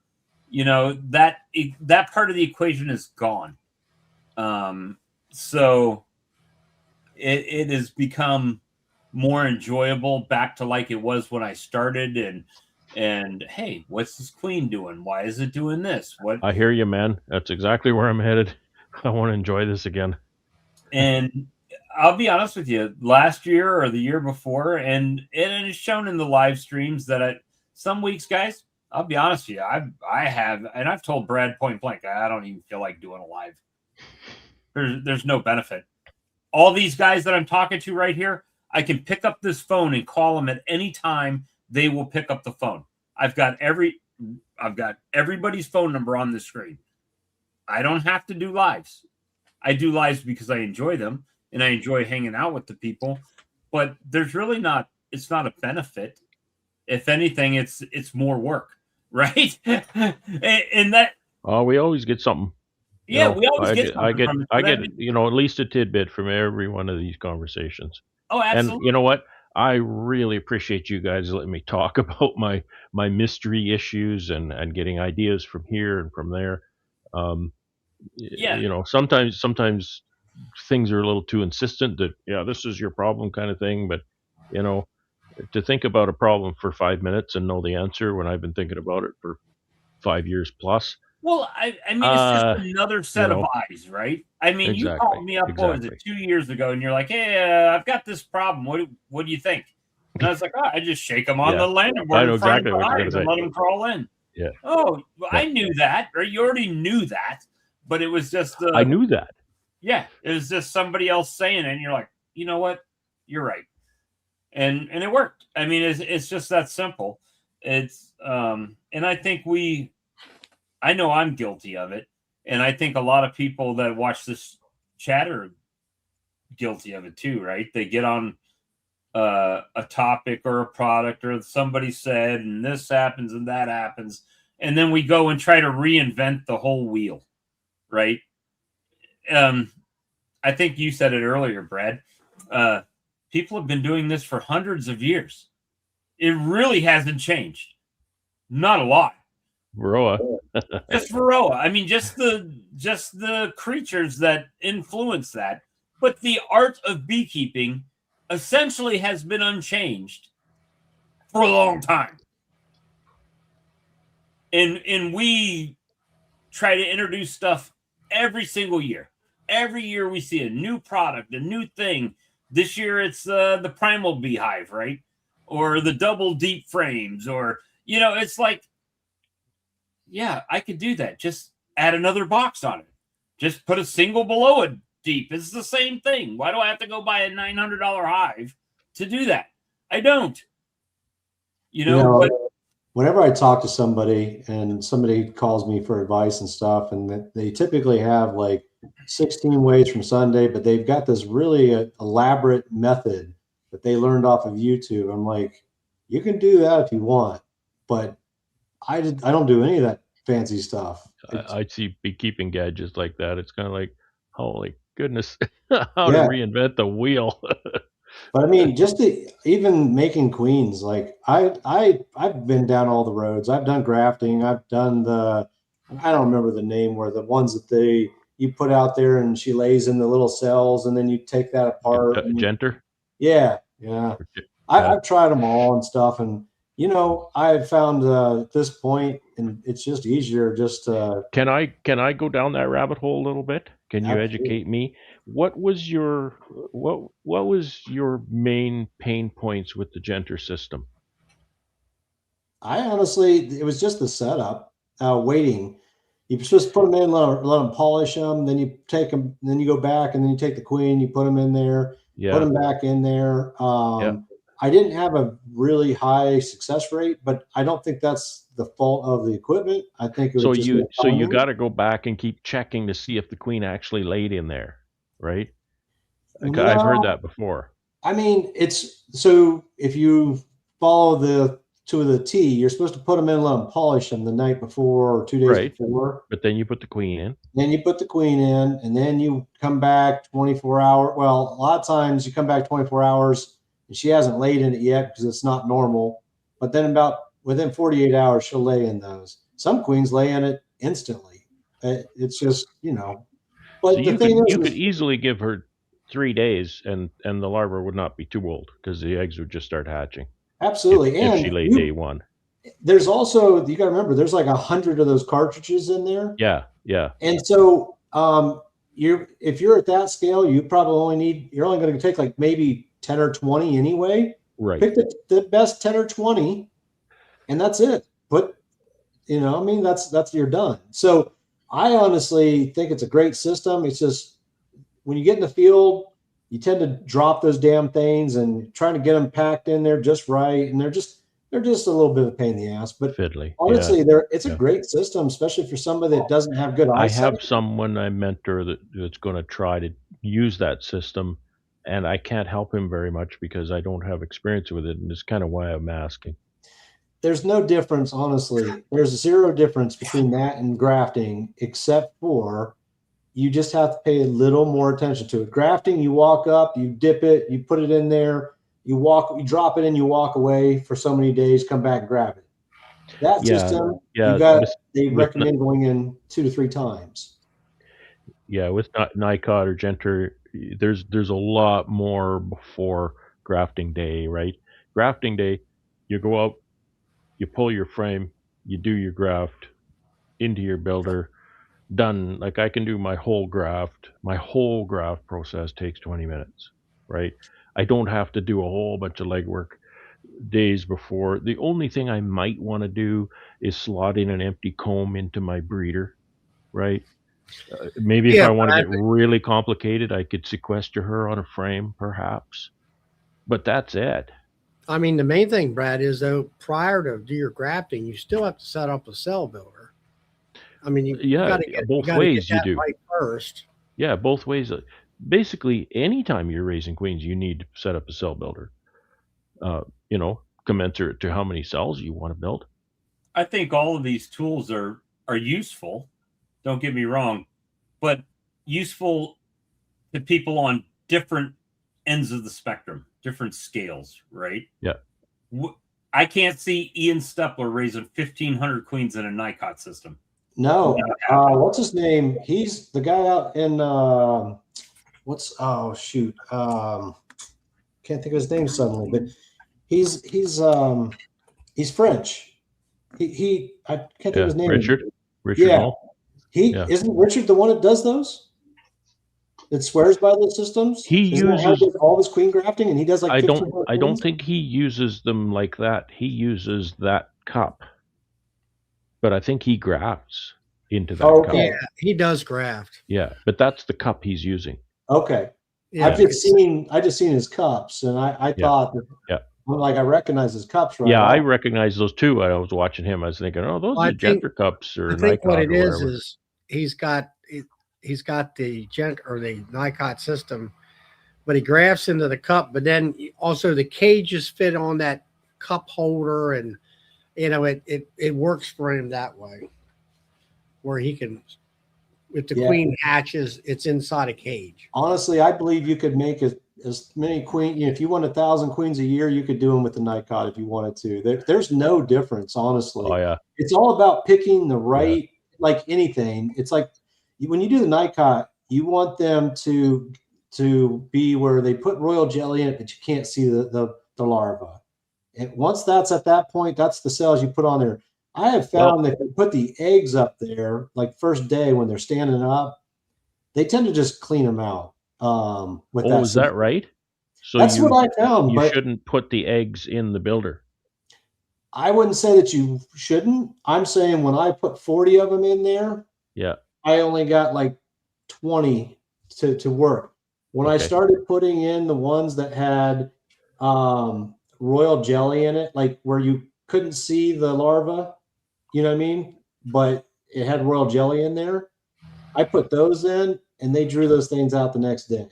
I see. So because I was thinking put the appropriate side of larva in there, and they work great. But if you don't, because what I was thinking was with the Genter and Nicot, you can take that cup and make that into a vertical cup right away. And because when you're grafting that you're grafting what you're doing is an emergency queen, because that queen, that larva hatched as a worker and was fed as a worker until you take that, put it in the cup and hang it in your cell builder. Now it's fed as a queen. That's different. And so with a Nicot or Genter, that thing, as soon as you hang that in the builder, it's going to be fed as a queen. However, you said that maybe they don't like that as much because they clean out a lot of those eggs. I think part of it is in my opinion, I think maybe it gets cold. I think the eggs get cold because, and I may be completely wrong, but it tends to be on the outside, the ends of when I've done it with just eggs, the ends of the frame got cleaned out, but the ones in the middle, they drew out. That could be. So I kind of feel like maybe they didn't pay attention to the ones on the ends. Yep. And they got cold and they just cleaned them out. That makes sense. And the ones in the middle, they were warm enough, and they. So it was a cooler season, was it, or no? It's just when I'm grafting, it's usually cooler anyways. I'm usually grafting April 1st, which is about we get freezing nights and everything else. But going to be that's a cooler season. Yeah, but when I've done the larva, where, like I said, where you can't see the larva, but there's royal jelly in there. That's the ones I like to pick. Yeah. And I think it's just because they can smell the royal jelly. They just go to it right now, I'm the sure bees in different seasons, different places, different. Queen breeder once told me a principle about the bees, that they will cannibalize an egg far quicker than they'll cannibalize a larva because they have nothing invested in an egg. Whereas a larva, they've already been feeding that. So they've got some investment in that larva. So I think you're right that there are some triggers that say if that's a larva with jelly in there, that's worth preserving. Whereas an egg, that's nothing. They can get rid of that without, any investment at all.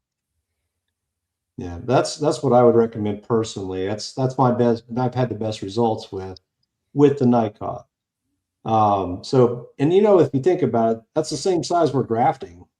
We're not grafting eggs. We're grafting 1-day-old larva or whatever, So that's just my mentality. Maybe I'm completely, batshit crazy, but that's just. Well, you are crazy, but that's besides. That's why you fit in, right? We're all a bit loopy. But that's what I would suggest, though, Brad. If you guys going to do that, just pull the frame, look to see. And the nice thing about the Nicot, you can, except for managing the queen, but you can. I think you can lock her in the back, but I don't remember. But you could take the lid off. You could pull the ones that you want to use, put the lid back on, and let her continue to lay. You don't have to have to wait. Yeah, you can pull them out from the back. Yeah. I had a Nicot here. I tried it once. I put the queen in there, stuck it in there, and came back in, I don't know, a day or two, and she got out. So I never used it again. So I gave it to him. I said, "You want to try a Nicot? Here. Here's your Nicot." Now, I built a frame just for those. So it has her in the middle, and then on the outside had the cells and another row with so I just put it right back on the same frame. So I just release her and then let her crawl off there, but I just put them back on the same frame, drop it right back in there. So it's all familiar.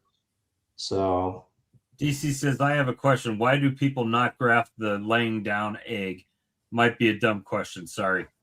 And lay there very long before it hatches. Yeah. I don't think there's any royal jelly to speak of, is there? No, they don't feed eggs. Well, two reasons, right? If they're laying down, do you know which side of the egg is gonna have the ribs, right? They both do, Bob. They just only breathe out of the one side that's on the top. Yeah. So the first day when she lays it, it's up, and then it lays over, and then it hatches, and then it 3 days, and then they cap it. Norman says there's a cost to Nicot, 1,000 bees a day. And there's and an eggs are sticky. Like that's why they stand up. And that's why they can lay them in a vertical cell. They're sticky. Mm-hmm. So I don't know how you'd be able to graft an egg very easily. I know people say they do it, but he's absolutely right about the Nicot taking, because if you pull a frame to graft, you're only disturbing, if you graft 40 cells, you're only just disturbing maybe 80 if 50 it's me, because it takes me 2 yeah, times. 50 or 60, right? Because you always damage the surrounding areas and whatever. So 50 or 60 you're damaging. However, if she's laying 1,000, 1,500 eggs a day, every single day she's in that box, you're losing that many Yeah. more. So yeah, it's definitely a cost. But if somebody doesn't have the skill or doesn't want to learn the skill for grafting, it really is a great system. I And have And zero. honestly, most of us don't. Most of us want to do one round of queens and that's it, right? So it's not like I'll run my builders for, I don't know, a month, 6 weeks maybe, right? And I'll just keep making queens for weeks and weeks. But a lot of guys, they just, they'll put together a 5-frame nuke, a nice strong little 5-frame builder, and do, 20 cells or whatever, because they want 5 or 10 queens or whatever, and that's it. A lot of times that's what people want to do. Yeah, and you could, with the Nikot system, what I've done in the past is I leave her in that box. So once I release her, I just leave her in the box because they'll typically draw those cells out because they're vertical, regardless if she's in the box or not. Some people, So like the queen to be removed because it gives them that extra emphasis to draw them out. But I find they do just fine a lot of times without it. on It's a on preference. the topic of queen egg or worker larva, et cetera, here is one of my favorite things I learned from Dr. Ellis when he was up. We were just having a casual conversation in the truck, and I just about went in the ditch. He blew my mind. He said that when a queen lays an egg in that swarm cell, that egg is bigger than a worker egg. And they can measure that. It's measurably bigger. So how is it bigger? Why is it bigger? How does she know that she should lay a bigger egg? And how does she lay a bigger egg? How is it bigger? But it is bigger. It weighs more and it's physically bigger. Well, they say that the reason why she lays a drone versus a worker is when she's in a drone cell, which is larger, her abdomen doesn't bend over as much. Therefore, it comes out more straight or something, and therefore it doesn't get fertilized. And then when she bends over further to lay in a female cell, that's why it automatically releases the sperm. That's all based on the direction of her ass, basically, or whatever, when she's laying her egg. So I'd like know. I'd like the citation on that. So I don't know if that queen cell part has something to do with that or not. I have no idea because it's still typically in a standard worker cell. So I don't know how that works, but no, a swarm cup is remarkably bigger than a drone cell. that's even. true. I know. Right? I guess They're you're right. big. They're not very deep. They're not very deep at all. So yeah, I don't Not know nearly how they deep would as do a that drone because, cell. like I said, I know supposedly And what does it mean? Like, what is it? That's what I said when he said that to me. He said the swarm egg is a bigger egg than the rest, and I just said I don't know what to do with that information. Like, what does that mean to me as somebody who raises queens and whatnot? But this grafting thing, this is what we're taught to do. But we're making emergency queens. we're Do you taking think that was true? worker larvae. Wouldn't all of the JZBZ cups and stuff like that, wouldn't they make those? I mean, sorry, the Nikots is what I meant to say. Wouldn't they make those bigger like the JZBZs? You know what I mean? That way she would lay a bigger egg. I don't know. They're not very big. Well, they couldn't make them bigger because she would lay drones in them because they're horizontal cells at that point. Yeah, and that's right? back to that part where they were saying that in order for her to fertilize it, she has to bend her abdomen tight. I need the citation, Robert. You got to tell me who was saying this. I got to find out. I'll send it to Dr. Ellis and see what he has to say. I can find I've seen that in a video. and I'm pretty sure it was like Well, Randy that makes Oliver. it true. What's that? I said, well, that makes it true. It was in a video. No, I'm pretty sure it was like a Randy Oliver video I watched, and they were talking Okay. about that's how they determine how she determines what sex it is based on the That's how she interesting. bends her abdomen.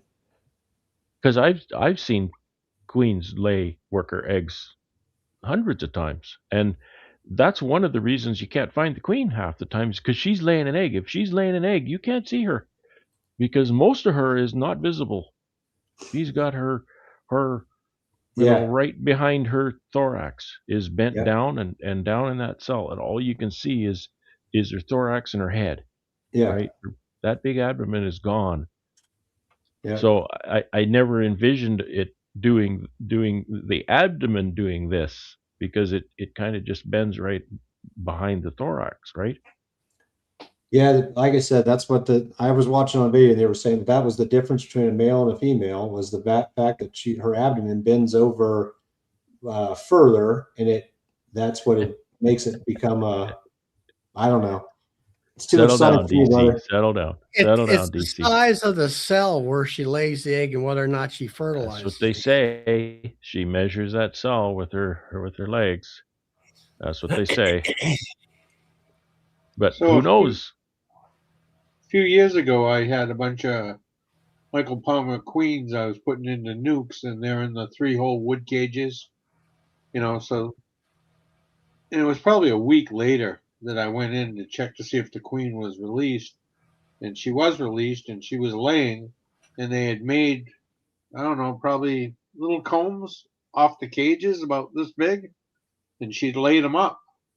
And my friend Gina asked if she could have them to practice grafting. She went home to a queenless nuke and laid them because they were still just eggs. She laid them in the space. She opened it up and laid them in the space, and they made 13 queen cells out of them in a few days. It's like Nice. that, you can actually put a frame of eggs and larvae in above your frames, and they'll pull queen cells if there's space for them. Yeah, that's I forget who did that. About 100 years ago. You put a frame flat. You really need to have wax foundation so you can cut them out. That's called. But for somebody that doesn't know how to graft, Yeah, what's get a that couple called? wax That's foundations. called the Hopkins method, There Charlie. you go. Yeah. There you go. That's the Hopkins method. I have a book on it. Well, right guys, around I'm here heading somewhere. out. Yeah, it's Good been seeing 2 you, hours, Charlie. 12 Yeah, minutes, it's so all we'll go later. ahead and call it for the evening. We appreciate everybody hanging out with us for 2 hours and 12 minutes and 28 seconds. A good We conversation. Yeah, it's been good. I hope to see everybody back next week, and we'll see you next time. Thanks for chiming in. Good night, Good everyone. night, everybody. Night.